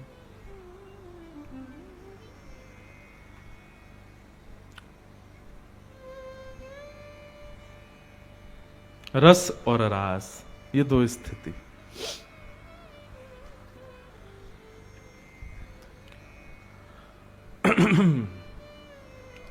तो फिर प्रश्न उठता है, तो ये भगवान ने गोपियों के साथ जो नृत्य किया वो क्या है? तो बंधुओं, नृत्य जो होता है ना वो करना नहीं पड़ता। जब बहुत अच्छा समय आता है या बहुत सुखद अनुभूति होती है तो नृत्य अपने आप होने लगता है। बेटा यदि घोड़ी पे बैठा है, शादी हो रही है, तो पिता से नाचना ना भी आता हो लेकिन फिर भी अपने बेटा को घोड़ी पे देख के वो इतना खुश हो जाता है कि नाचने लगता है, कहीं भी हाथ पैर मारने लगता है। ठीक उसी प्रकार आज श्याम सुंदर गोपियों से मिलने के लिए आए तो गोपियां इतनी प्रसन्न हो गई, इतनी आनंदित हो गई कि आनंद में आकर के कुछ सूझा नहीं तो नाचने लगी। इसलिए हमने उसको नृत्य का रूप दिया। लेकिन वह नृत्य रास है, यह गलत बात है। रास का मतलब नृत्य नहीं होता। रास का मतलब जब परमात्मा अपने प्रेमी भक्त से मिलने का मन बनावे। दो बात है, भक्त भगवान से मिलने का मन बनावे ये साधारण बात है, लेकिन भगवान भक्त से मिलने का मन बनावे यही रास विशेष बात है। हमारी स्थिति अभी ऐसी हुई नहीं है कि भगवान हमसे मिलने का मन बनाए। हम ऐसे हैं ही नहीं, हम में कोई ऐसी योग्यता ही नहीं, हम में ऐसी कोई विशेषता ही नहीं। अपने आप को इतना योग्य उनके लिए नहीं बताओ कि कोई राजनेता तुमको बुलावे, कोई बहुत बड़ा मिनिस्टर तुमसे मिलने का मन बनावे। अपने आप को इसके योग्य बनाओ कि ठाकुर जी तुमसे मिलने का मन बनावे।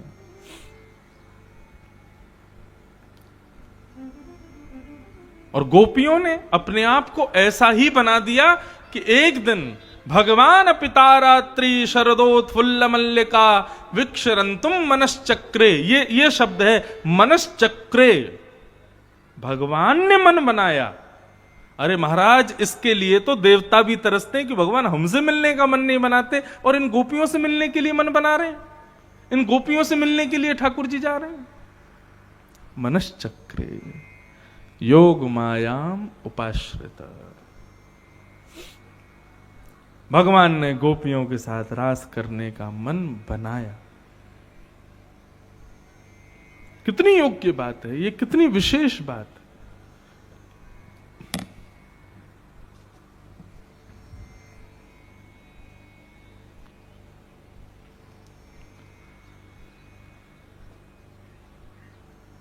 श्री कृष्ण गोविंद हरे मुरारे, हे नाथ नारायण वासुदेव।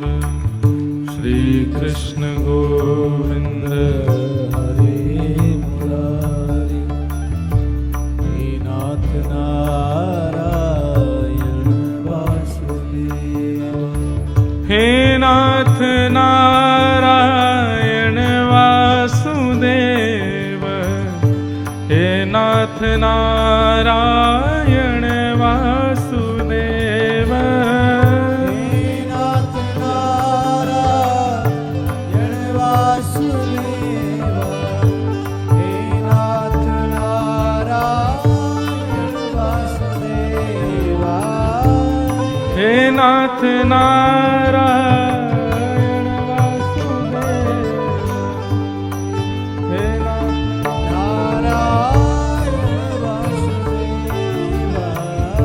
हे नाथ नारायण वासुदेव, हे नाथ नारायण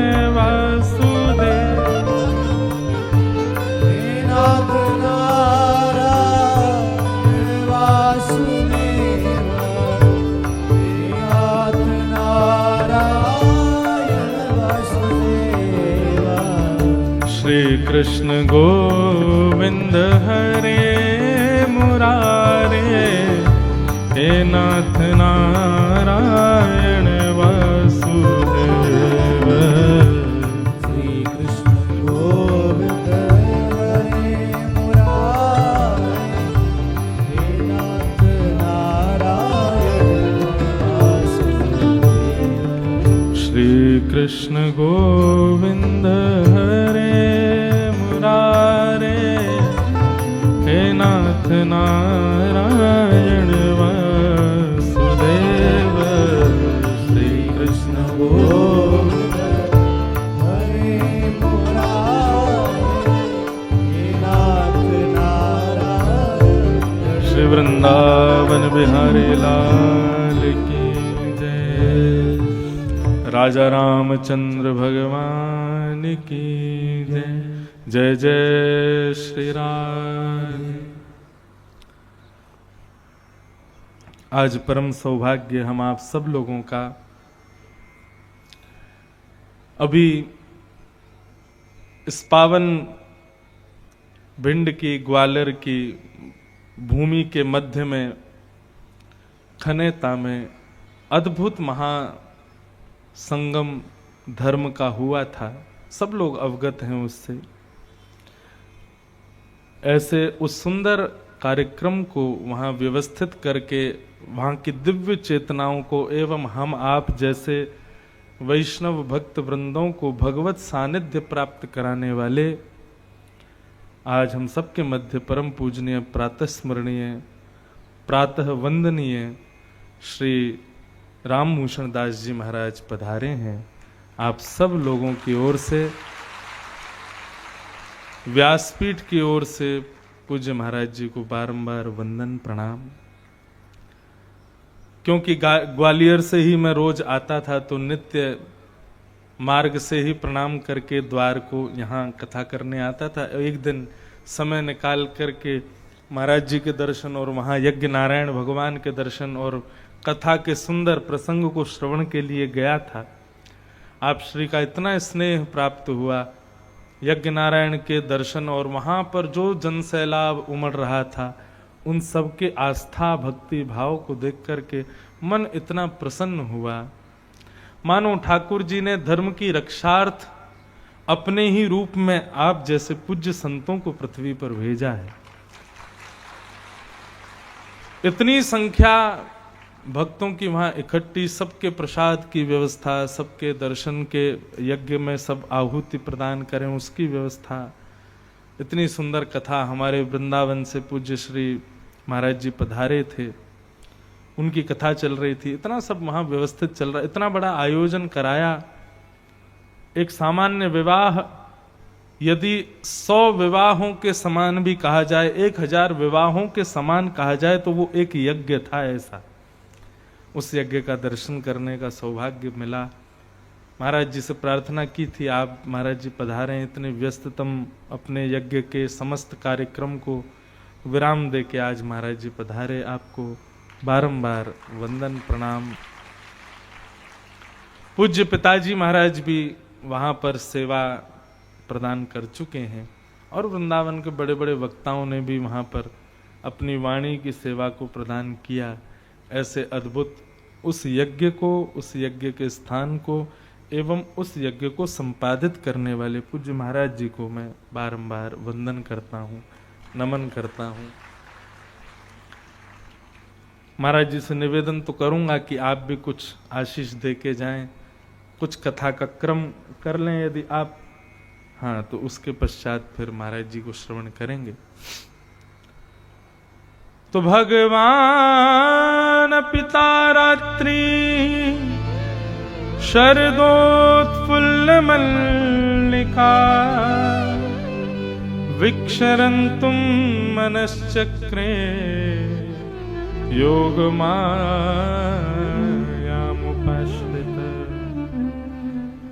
इस श्लोक में एक शब्द इतना बड़ा है कि उस शब्द को सुनने के लिए हनुमान जी भी तरसते हैं, उस शब्द को सुनने के लिए शंकर जी भी तरसते हैं, उस शब्द को सुनने के लिए ब्रह्मा आदि देवता भी तरसते हैं कि ये शब्द कभी हमारे लिए प्रयोग हो। और वो शब्द क्या है कि भगवान मनश्चक्रे, भगवान गोपियों से मिलने के लिए मन बनाते हैं। ये सौभाग्य किसी को नहीं मिला आज तक कि ठाकुर जी मन बनाते हैं किसी से मिलने के लिए। सब ठाकुर जी से मिलना चाहते हैं, सब ठाकुर जी के पास जाना चाहते हैं, लेकिन ठाकुर जी तुम्हारे पास आना चाहें। इसीलिए ब्रज की गोपियों के लिए नारद भक्ति सूत्र में नारद जी कहते हैं, भक्ति को यदि एक भाषा में कहना हो तो नारद जी आप क्या कहेंगे? तो नारद जी कहते हैं यथा ब्रज गोपिका नाम। यदि आप मुझसे प्रेम की परिभाषा पूछ रहे हो तो नारद भक्ति सूत्र में नारद जी कहते हैं ब्रज की गोपियां, केवल बस, इससे आगे कुछ बोले ही नहीं, बस उनको देख लो, वही है प्रेम। और कैसा है उनका प्रेम? एक आध कोई लक्षण बता दीजिए नारद जी। तो नारद जी पहले तो कहते हैं प्रेम स्वरूपम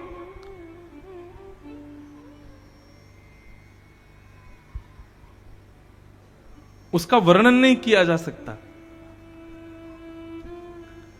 और जिसका वर्णन हो जाए वो प्रेम नहीं हो सकता। लेकिन फिर भी कहते हो कि गोपियों का प्रेम बताओ, तो तत्सुखे सुखित्वम। गोपियों का प्रेम कैसा है? बोले जिसमें हमारा प्रेमी प्रसन्न उसमें हम प्रसन्न, ये प्रेम है गोपियों का। ठाकुर जी ब्रज छोड़ के मथुरा चले गए, लेकिन गोपियां कोई पीछे ही नहीं पड़ी रहीं। कहां चले गए, क्यों चले गए, कैसे चले गए? अगर ठाकुर जी को मथुरा जाने में सुख मिल रहा है, ठाकुर जी को द्वारिका जाने में सुख मिल रहा है, ठाकुर जी को इस कार्य में सुख है, तो जिसमें हमारे प्रेमी को सुख उसमें हमारा सुख, ये गोपियों का प्रेम है। गोपियों ने कभी जिद नहीं की ठाकुर जी से, कभी अपने मन के भाव प्रस्तुत करके ठाकुर जी को जबरदस्ती नहीं की।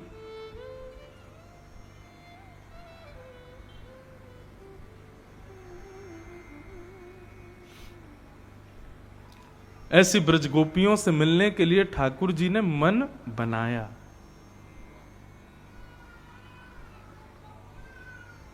और ठाकुर जी मन बनाते हैं, ये बड़ी बात है। यथा ब्रज गोपिकाना, भगवान ने गोपियों के साथ रास विहार करने का मन बनाया।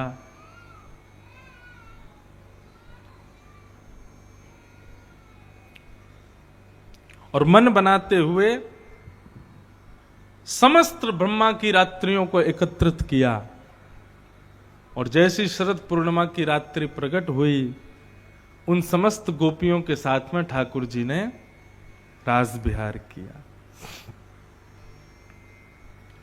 सब गोपियां अपने अपने कार्यों को यथावत स्थान पर विराम दे करके दौड़ी हैं कृष्ण से मिलने के लिए। अब यहां पर एक प्रश्न आता है, सब लोग बहुत ध्यान से सुनिए। इतनी सारी गोपियां भगवान से मिलने के लिए रासभूमि में पहुंची, सबके घरों पर भाई बंधु मित्र, सबके पति परिवार, सबने रोका नहीं, और इतनी गोपियां ठाकुर जी से मिलने के लिए गई, पूरे ब्रजमंडल में हाहाकार मच जाना चाहिए था, लेकिन ऐसी कोई स्थिति नहीं हुई। इसके पीछे कारण क्या है? तब यहां लिखा योग मायाम उपाश्रित।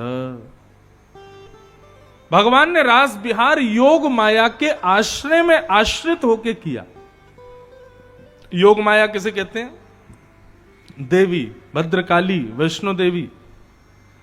भगवान के उनके आश्रय में आकर के रास विहार किया। मतलब जितनी गोपियां ठाकुर जी के संग रास विहार के लिए आई, उन सबके घर पर योग माया ही गोपियों का रूप धारण करके बैठी थी।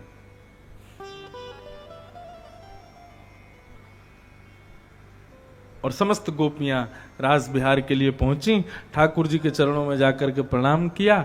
भगवान ने जैसे ही गोपियों को देखा, स्वागतम वो महाभाग प्रियम किम करवाणि व ब्रजस्या नामयम कश्चित् ब्रूता गमन कारणम। सब गोपियों से बोले अपने आने का कारण बताइए। पहले तो स्वागत किया, और स्वागत के पश्चात फिर गोपियों से बोले इतनी रात को आप सब लोग अपने अपने घर छोड़ के, अपने पति परिवार, सब रिश्ते नाते सब छोड़ के यहां क्यों आ गए? ठाकुर जी की ये लीला है। पहले तो भक्त को अपने आश्रय में बुला लेंगे, और जब भक्त सब कुछ छोड़ छाड़ के ठाकुर जी के समीप आ जाएगा, फिर उसको संसार का प्रलोभन देंगे, फिर उसको संसार की ओर घुमाएंगे। सब गोपियों को पतिव्रता नारी का धर्म क्या होता है ठाकुर जी समझाने लगे। आप सब अपने पति परिवार आदि सबको छोड़ करके चली आई हो, चलो वापस लौट जाओ। अच्छा बंधुओं, एक कथा, ये सब गोपियां ठाकुर जी से मिलने के लिए आज जो आई हैं, इसमें बहुत बड़ी भूमिका हनुमान जी ने निभाई है। कैसे? तो गीता प्रेस गोरखपुर का एक कल्याण अंक आता, उसमें एक बार एक संत का मैंने भाव पढ़ा, इतना सुंदर भाव उन्होंने लिखा। वो कहते हैं, कल हम लोगों ने श्रवण किया था कि श्री हनुमान जी महाराज राम जी के पास जाके कहते हैं कि प्रभु, ये सब दंडकारण्य वन के संत हैं, इनसे मिलने के लिए चलिए। तो ठाकुर जी बोले 14 वर्ष पूर्ण हो गए वन के, अब हमको भरत की रक्षा के लिए वापस अयोध्या जाना पड़ेगा, हम संतों से नहीं मिल पाएंगे। इन सबको आप आज्ञा दे दो कि ये सब अब द्वापर तक प्रतीक्षा करें, द्वापर में यही संत गोपी बन के आएंगे, हम कृष्ण बन के आएंगे, इनके संग रास विहार करेंगे। तो हनुमान जी जब उन दंडकारण्य वन संत के पास गए और जाके कहा कि भैया रघुनाथ जी अभी दर्शन नहीं दे पाएंगे, आप लोगों को एक युग तक प्रतीक्षा करनी पड़ेगी, द्वापर में वही राम जी आपको कृष्ण के रूप में प्राप्त होंगे और आप सभी संत गोपी बनकर के वृंदावन में प्रकट होंगे। सब संत निराश हो गए, हताश हो गए, बोले कि भैया अब एक युग तक प्रतीक्षा करनी पड़ेगी। हनुमान जी हमको कोई वचन देके जाओ कि एक युग बाद जब हम गोपी बन के आएंगे ठाकुर जी निश्चित मिलेंगे, क्योंकि तब भी अगर ऐसी कोई घटना हो गई तो हम क्या करेंगे? हमको कोई प्रमाण देके जाओ, हमको कोई वादा करके जाओ कि आप ही मिलवाओगे ठाकुर जी को हमसे। हनुमान जी बोले अब द्वापर में हमारा तो रोल कुछ है नहीं, हम तो केवल और केवल चिंतन करेंगे ठाकुर जी का, हमारी लीला तो केवल और केवल त्रेता में है ठाकुर जी के साथ, द्वापर में तो केवल हम दर्शन करेंगे ठाकुर जी का। लेकिन फिर भी आप सब लोग चिंता मत करो, ठाकुर जी कोई ना कोई कृपा करेंगे, हम किसी ना किसी रूप में ठाकुर जी को आपके पास लेके आएंगे।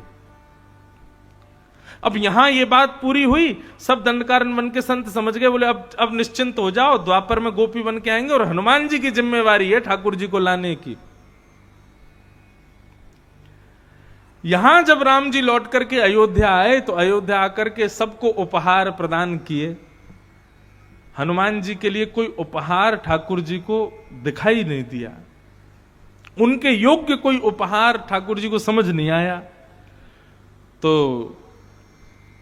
राघव ने अपने भाई भरत जी से पूछा कि भरत जी हमको एक बड़ी चिंता हो रही है। भरत जी बोले क्यों चिंता हो रही है? बोले सबके लिए उपहार समझ में आ रहा है कि इसको ये देना है, इसको वो देना है, लेकिन हनुमान जी की सेवा का हमको कोई उपहार समझ नहीं आ रहा है, इनको उपहार क्या दें? भरत जी बोले अब संशय जब कभी भी मुझको हुआ तो मैंने आपकी पादुकाओं से पूछा कि मुझे क्या करना चाहिए, आप भी पादुकाओं से ही पूछो। तब ठाकुर जी ने अपनी पादुकाओं से पूछा कि भाई हनुमान जी के इतनी सेवा है, इसके प्रति इनको उपहार क्या मिलना चाहिए? तो फिर पादुकाओं ने प्रत्युत्तर दिया, बोले कि आपने अभी अभी देखा कि श्री हनुमान जी आपको दंडकारण्य वन ले जाने के लिए जिद कर रहे थे, परंतु आपने मना कर दिया कि अभी हम नहीं जा सकते। वही सब संत द्वापर में गोपी बन के आएंगे, आप कृष्ण बन के जाएंगे, तब भी मिलेंगे। लेकिन संतों ने हनुमान जी को पकड़ लिया और पकड़ के बोले कि हमको पहले वचन दे के जाओ कि आप ठाकुर जी को लेके आओगे। तो वहां हनुमान जी भी चिंता में है कि द्वापर में मैं कैसे आऊं, और संतों ने हनुमान जी से वचन ले लिया है कि आप ही ठाकुर जी को लेके आओगे। इसलिए ऐसी लीला होगी ठाकुर जी कि द्वापर में जब आप कृष्ण बनकर के आएंगे तो आपके अधरों की वंशी के रूप में कोई और नहीं, स्वयं श्री हनुमान जी महाराज पधारेंगे। और जब रास बिहार प्रारंभ होगा, उस रास बिहार में गोपियों को आमंत्रण देने के लिए आप जब वंशी का नाद करेंगे, उसी वंशी का नाद सुनकर के समस्त गोपियां आपके पास आएंगी। तो हनुमान जी का वचन भी पूरा हो जाएगा कि सब गोपियों को लेके हम ही जाएंगे ठाकुर जी के पास।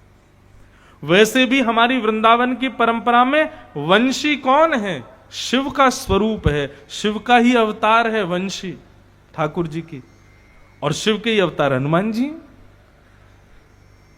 तो ये ठाकुर जी की जो वंशी है, ये एक अज्ञात रूप में, संतों के भाव के रूप में हनुमान जी ही ठाकुर जी के समीप रहते हैं वंशी के रूप में। और जिस किसी भी भक्त को ठाकुर जी से मिलवाना हो, ठाकुर जी वंशी बजाते हैं, और वंशी सुनते ही वो भक्त ठाकुर जी के शरणागत हो जाता है।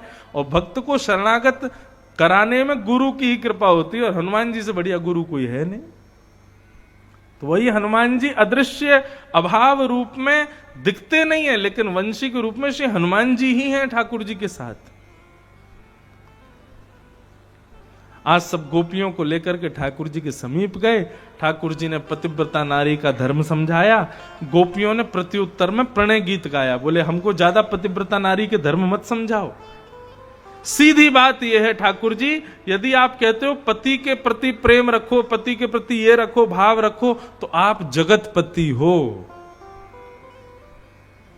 आप ही जगतपति हो। मैवं विभोर्हति भवान् गदितुं नृशंसम् सन्त्यज्य सर्व विषयांस्तव पादमूलम् भक्ता भजस्व दुर्वग्रहमात्यजास्मान्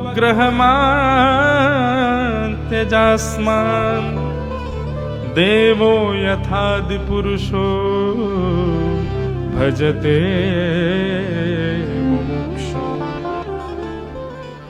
आप जगतपति हो नाथ, और जगतपति का मतलब आप ही हमारे वास्तविक पति हो।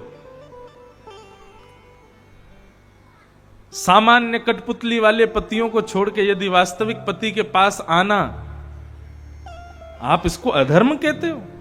खुद ही कहते हो सर्वधर्मान् परित्यज्य मामेकं शरणं व्रज। आज हम सब कुछ छोड़ छाड़ के आपके चरण में आ गए हैं, तो बोल रहे हो वापस लौट जा। नहीं जाएंगी नाथ। और यदि फिर भी आपको हमें भेजना है वापस कि हम अपने घर चली जाएं, तो चित्तम सुखेन भवता पहितम गृहेषु, हमारा चित्त जो आपके पास है वो हमें वापस कर दो। हमारा मन जो आप में लगा हुआ है वो हमको वापस कर दो। हमारा चित्त हमको वापस मिल जाएगा, हम अभी चली जाएंगे। बंधुओं, ये प्रणय गीत है। अभी मैं बहुत सूक्ष्म सूक्ष्म कह के जा रहा हूं, क्योंकि ये विषय ऐसे हैं कि इनका वर्णन ना हमारे वृंदावन में ही अच्छा लगता है, क्योंकि वृंदावन रस की भूमि है ना। गोपियां कह रही हैं कि हमारा चित्त आपके पास है, वो हमको वापस करो, तब हम वापस जाएंगे। ये भक्ति की वो स्थिति है जिस स्थिति में पहुंचने के लिए बड़े बड़े योगी, ध्यानी, ज्ञानी तपस्या करते हैं कि हम चित्त ठाकुर जी को दे दें। और गोपियां सहज भाव से कह रही हैं। अरे वृंदावन की गोपियां तो नेत्र बंद करके ध्यान लगाती हैं। नारद जी जाके पूछते हैं किसका ध्यान कर रही हो? गोपियां बोलती हैं ध्यान नहीं कर रही हैं, नेत्र बंद करके चित्त में बैठे ठाकुर जी से कह रही हैं, नेक बाहर निकल जाओ, नेक देर के लिए हमारे चित्त को छोड़ के चले जाओ, ताकि हम घर के काम वाम कर लें। 24 घंटा यहीं बैठे रहते हो। दुनिया के लोग ध्यान लगाते हैं ठाकुर जी चित्त में आ जाएं, और ब्रज के लोग ध्यान लगाते हैं लाला नेक देर के लिए चित्त से नेक चल हो जा, ताकि हम बाकी के काम कर लें। यह है वृंदावन की स्थिति।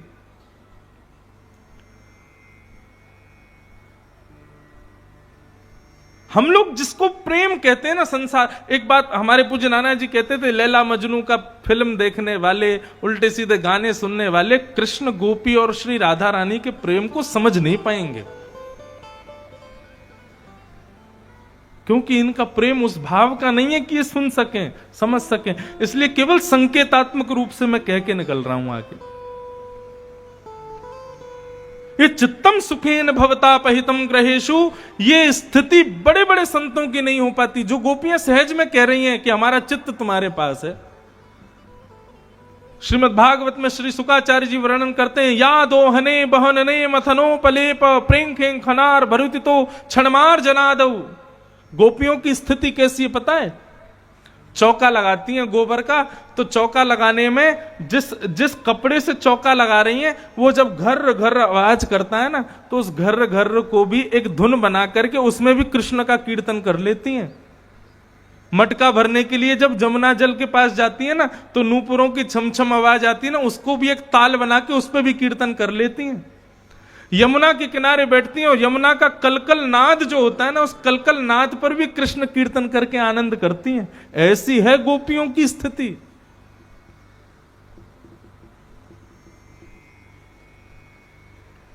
चौबीस घंटे ठाकुर जी का स्मरण रहता है।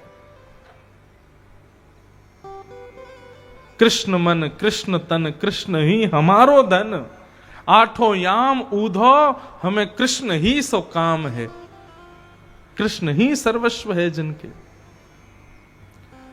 ऐसी गोपियां कहती हैं हमारा चित्त वापस लौटा दो। ठाकुर जी जब ये बात सुनते हैं तो फिर बड़े प्रसन्न हो जाते हैं। गोपियों से कहते हैं अच्छा चलो अब हम आपके साथ रास करेंगे। हम तो परीक्षा ले रहे थे, देख रहे थे कि आपका प्रेम कैसा है। और भगवान ने गोपियों के संग रास किया। इतने में कामदेव आ गया। कामदेव आके बोला भगवान से, सुंदर स्त्री सुंदर पुरुष मिल रहे हैं, मैं तो आऊंगा। भगवान बोले स्त्री पुरुष दिखाई दे रहे हैं तुझको? अरे जीवात्मा और परमात्मा है, भक्त और भगवान है, स्त्री पुरुष के रूप में मत देख।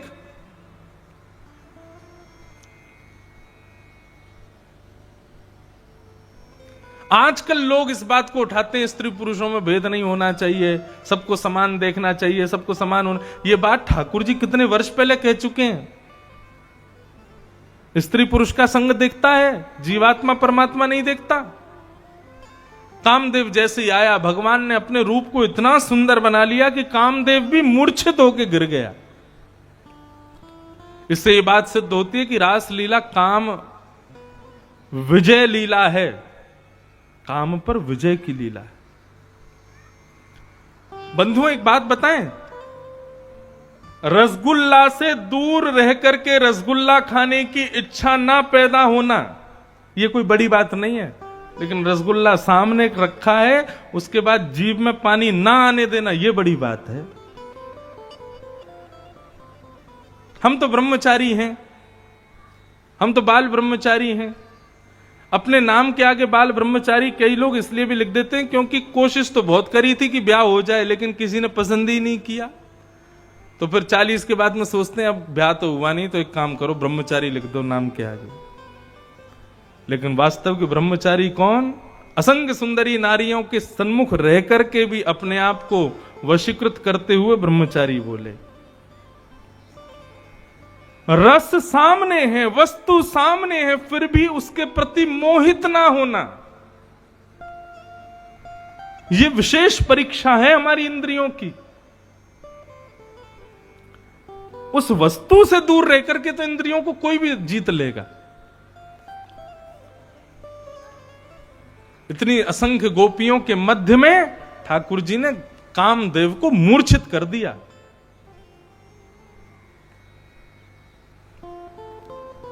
और भगवान ने गोपियों के संग रास करना शुरू किया।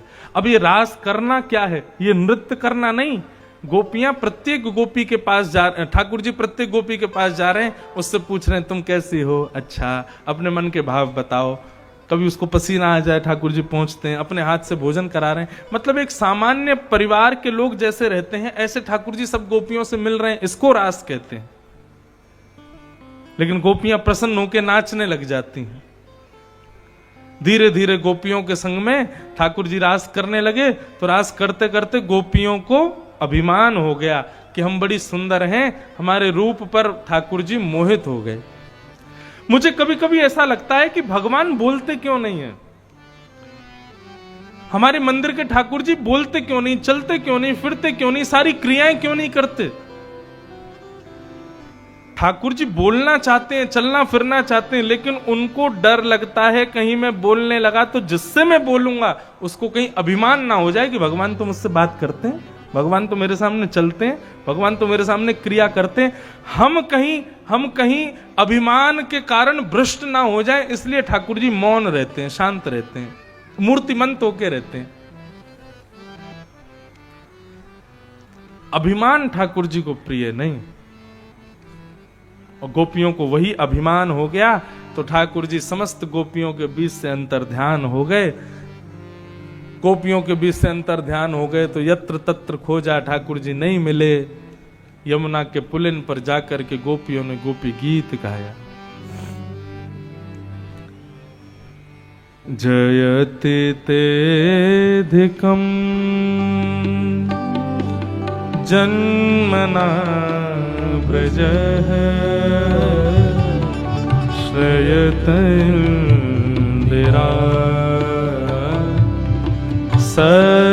सस्वदर्हि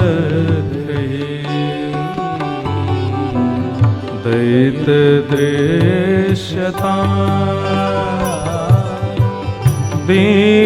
दीक्षुतावक स्त्वैरेता सव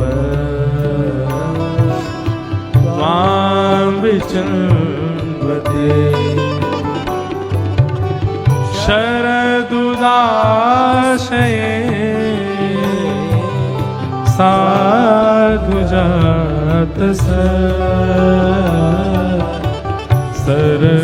सरसिजोदर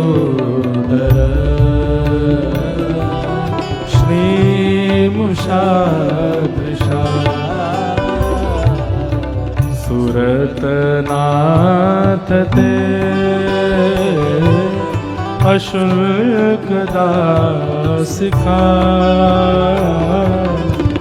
वरदनिघ्नतो नेह किं वद विषजलाप्यया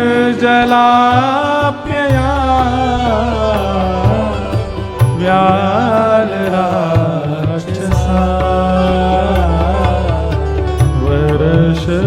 वर्षमारुता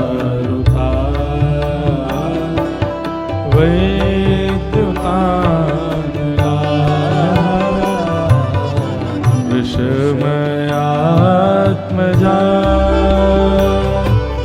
विश्वतो भया दृषभते वयम् रक्षितामो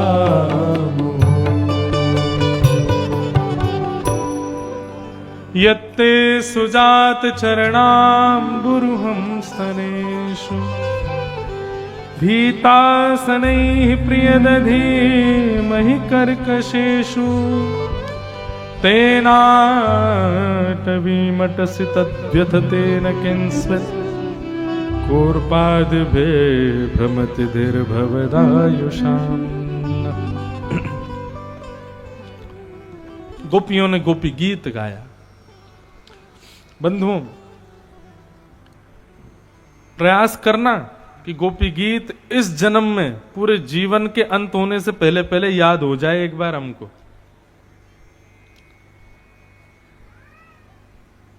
गोपी गीत साधारण नहीं है।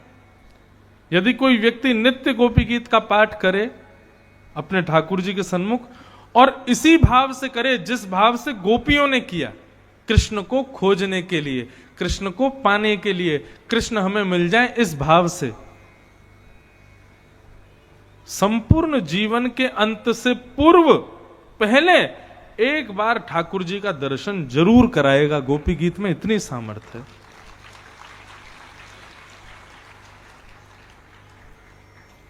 रही बात गोपी गीत को याद करने की, कठिन है। श्लोक संस्कृत में है और संस्कृत भागवत की सबसे ज्यादा कठिन है। तो इसका एक उपाय समझाएं आपको, तो संस्कृत भाषा मान करके, शब्द मान करके कभी गोपी गीत मत पढ़िएगा। गोपियां विरह से कातर होके ब्रजमंडल में घूम रही हैं, खोज रही हैं श्री कृष्ण तुम कहां हो, इस प्रकार की भावना मन में है। गोपियों का वो विरह अपने हृदय में प्रकट करके, और मैं भी एक गोपी हूं, कृष्ण को पाना चाहती हूं, ये भाव हृदय में धारण करके आप गोपी गीत पढ़ना प्रारंभ करोगे, गोपी गीत याद हो जाएगा। हम उसको संस्कृत भाषा समझ लेते हैं, संस्कृत लिपि मानते हैं, इसलिए गोपी गीत हमको कठिन लगता है, या संस्कृत के श्लोक हमको कठिन लगते हैं। जिसने कहे हैं, जिसने गाए हैं, जिस भाव से गाए हैं, उस भाव का चिंतन करके आप उस श्लोक को पढ़ोगे, आपको वो श्लोक 2-4 बार में याद हो जाएगा। ऐसा ये गोपी गीत। गोपी गीत के पश्चात जैसे ही गोपी गीत गाया और गोपी गीत गाते गाते गोपियां रुदन करने लगी, तो ताशामाभिभूत सौरी स्मयमाय मुखाम्बुज पीतांबरधर श्रग्वे साक्षान्मन्मथ मन्मथ।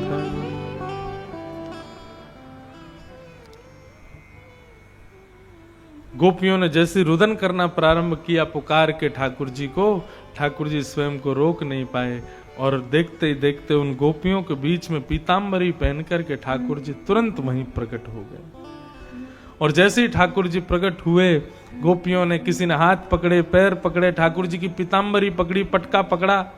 ठाकुर जी बोले, अरे बस बस बस, इतना क्यों पकड़ रही हो? बोले, तुम कहीं फिर से नहीं भाग जाओ इसलिए पकड़ रही हैं, आप तो ऐसी अंतर ध्यान हो जाते हो।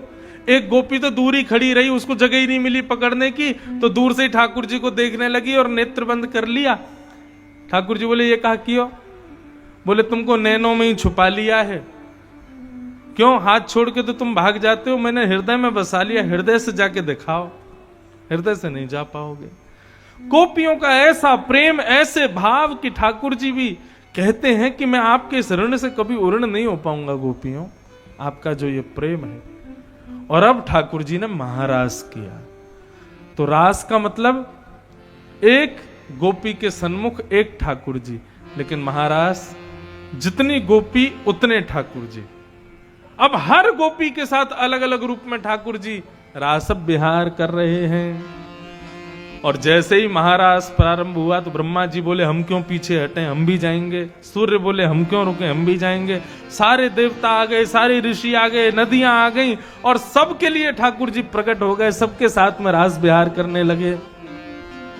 आपके यही श्री शंकर भगवान ये बोले, हम भी क्यों पीछे हटे, तो ये भी गोपेश्वर बन करके पधारे और ठाकुर जी ने इनके साथ भी रास विहार किया।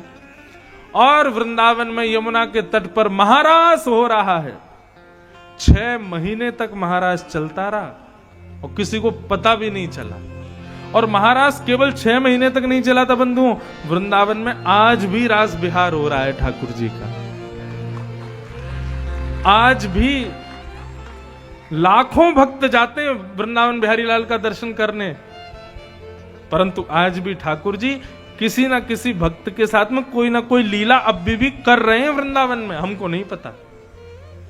रास चल रहा है ठाकुर जी का। राधा नचे कृष्ण नचे नाचे गोपी जन, राधा नाचे कृष्ण नाचे नाचे गोपी जन, राधा नचे कृष्ण नचे नाचे गोपी जन, राधा नाचे कृष्ण नाचे नाचे गोपी जन, मन मेरा बन गया सखीरी पावन वृंदावन, मेरा बन गया करताल बजा के गाओ, रास बिहार में प्रवेश करो।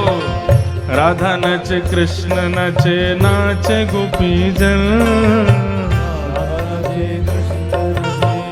नाचे गोपी जन, राधा नचे कृष्ण नचे नाचे गोपी जन, राधा नाचे कृष्ण नाचे नाचे गोपी जन, मन मेरा बन गया सखीरी पावन वृंदावन, मेरा बन गया सखी पावन वृंदावन, हे रास रचो है, रास रचो है, अज यमुना किनारे महारास रचो है, रास रचो है, रास रचो है, आज यमुना किनारे महारास रचो है, रास रचो है, रास रचो है, यमुना किनारे महारास रचो है, हे रास रचो है, रास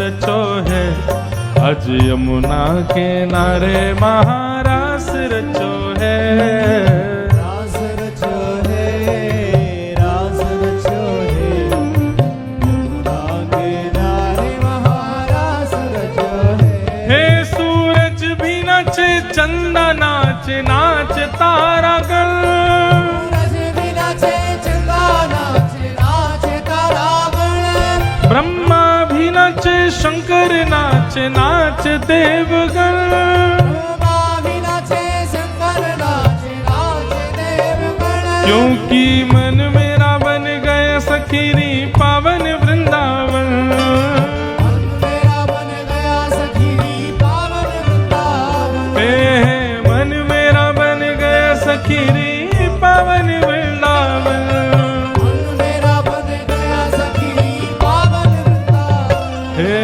रास रचो है, रास रचो है, आज यमुना किनारे महारास रचो है, रास रचो है, रास रचो है, यमुना किनारे महारास रचो है, हे रास रचो है, रास रचो है, यमुना किनारे महारास रचो है, रास रचो है, रास रचो है, यमुना के बोल रास राशेश्वर भगवान की।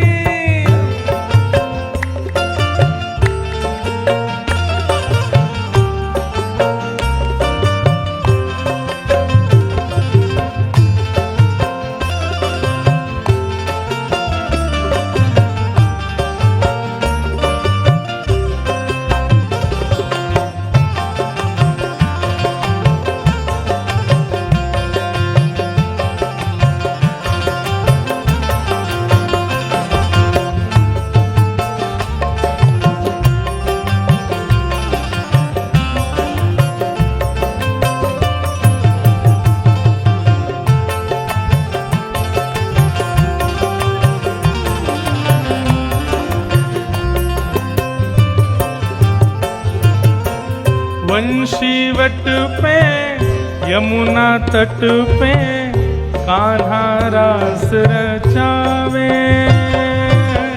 बंशी बट पे यमुना तट पे कान्हा रास रचावे, ओ हाँ गोपी बन के शंकर आए गोपेश्वर कहलाए। गोपी बन के शंकर आए गोपेश्वर कहलाए। डम डम डमरू बाजे कान्हा की मुरली पे, डम डम डमरू बाजे कान्हा की मुरली। हो जग सारा नाचे रे, श्याम संग राधा नाचे रे।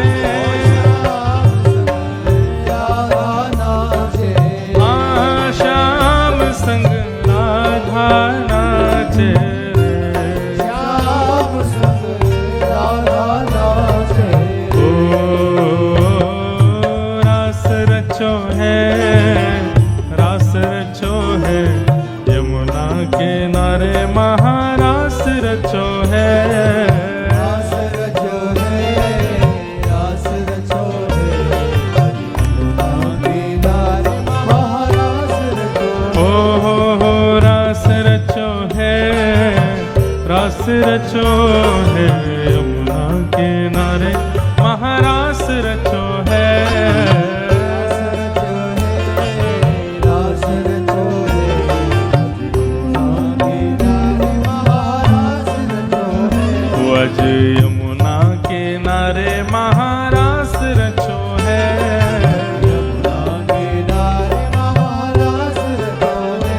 आज यमुना किनारे महारास रचो है। बोलो रास रासेश्वर भगवान की जय। सब गोपांगनाओं के साथ ठाकुर जी ने महारास किया। बंधुओं, पुनः पुनः कहूंगा, रास का मतलब नृत्य नहीं होता है। रास का मतलब ठाकुर जी अपने भक्त से मिलने का मन बनाए, वही रास। भक्त भगवान से मिलने का मन बनाए, वो रस। रस और रास में यही अंतर है। इस प्रकार रास के इस मंगल प्रसंग को हम विराम देते हैं। आगे प्रसंग में चल के ठाकुर जी का विवाह उत्सव करना है। उससे पूर्व आज हमारे मध्य में परम पूज्य महाराज जी पधारे हैं। आपसे भी निवेदन करेंगे, कल कथा का विश्राम है यहाँ पर। उससे पूर्व आज आप समस्त इन ग्रामवासियों को, समाधिया परिवार को एवं इस व्यासपीठ को अपने वचनामृत, अपनी वाक पुष्पांजलि अर्पित करके सबको आनंदित करें, ऐसी महाराज जी से प्रार्थना करते हैं। आप लोग बिल्कुल सावधानी से श्रवण करेंगे। उसके पश्चात फिर कथा क्रम जल्दी कह के हम ठाकुर जी का विवाह उत्सव करेंगे और कथा को विश्राम करेंगे। कल कथा का विश्राम दिवस है। कल समय से, हम रोज ही समय से आ रहे हैं, आज थोड़े अस्वस्थ होने की वजह से 20 मिनट लेट हो गए, नहीं तो आप लोग सब 1 बजे कल भी इकट्ठे हों। कल शायद कथा हो सकता है, यदि मन में आ गई हमारे, तो आधा 1 घंटा थोड़ी ज्यादा चले, इसलिए आप सब लोग 1 बजे आ जाइएगा।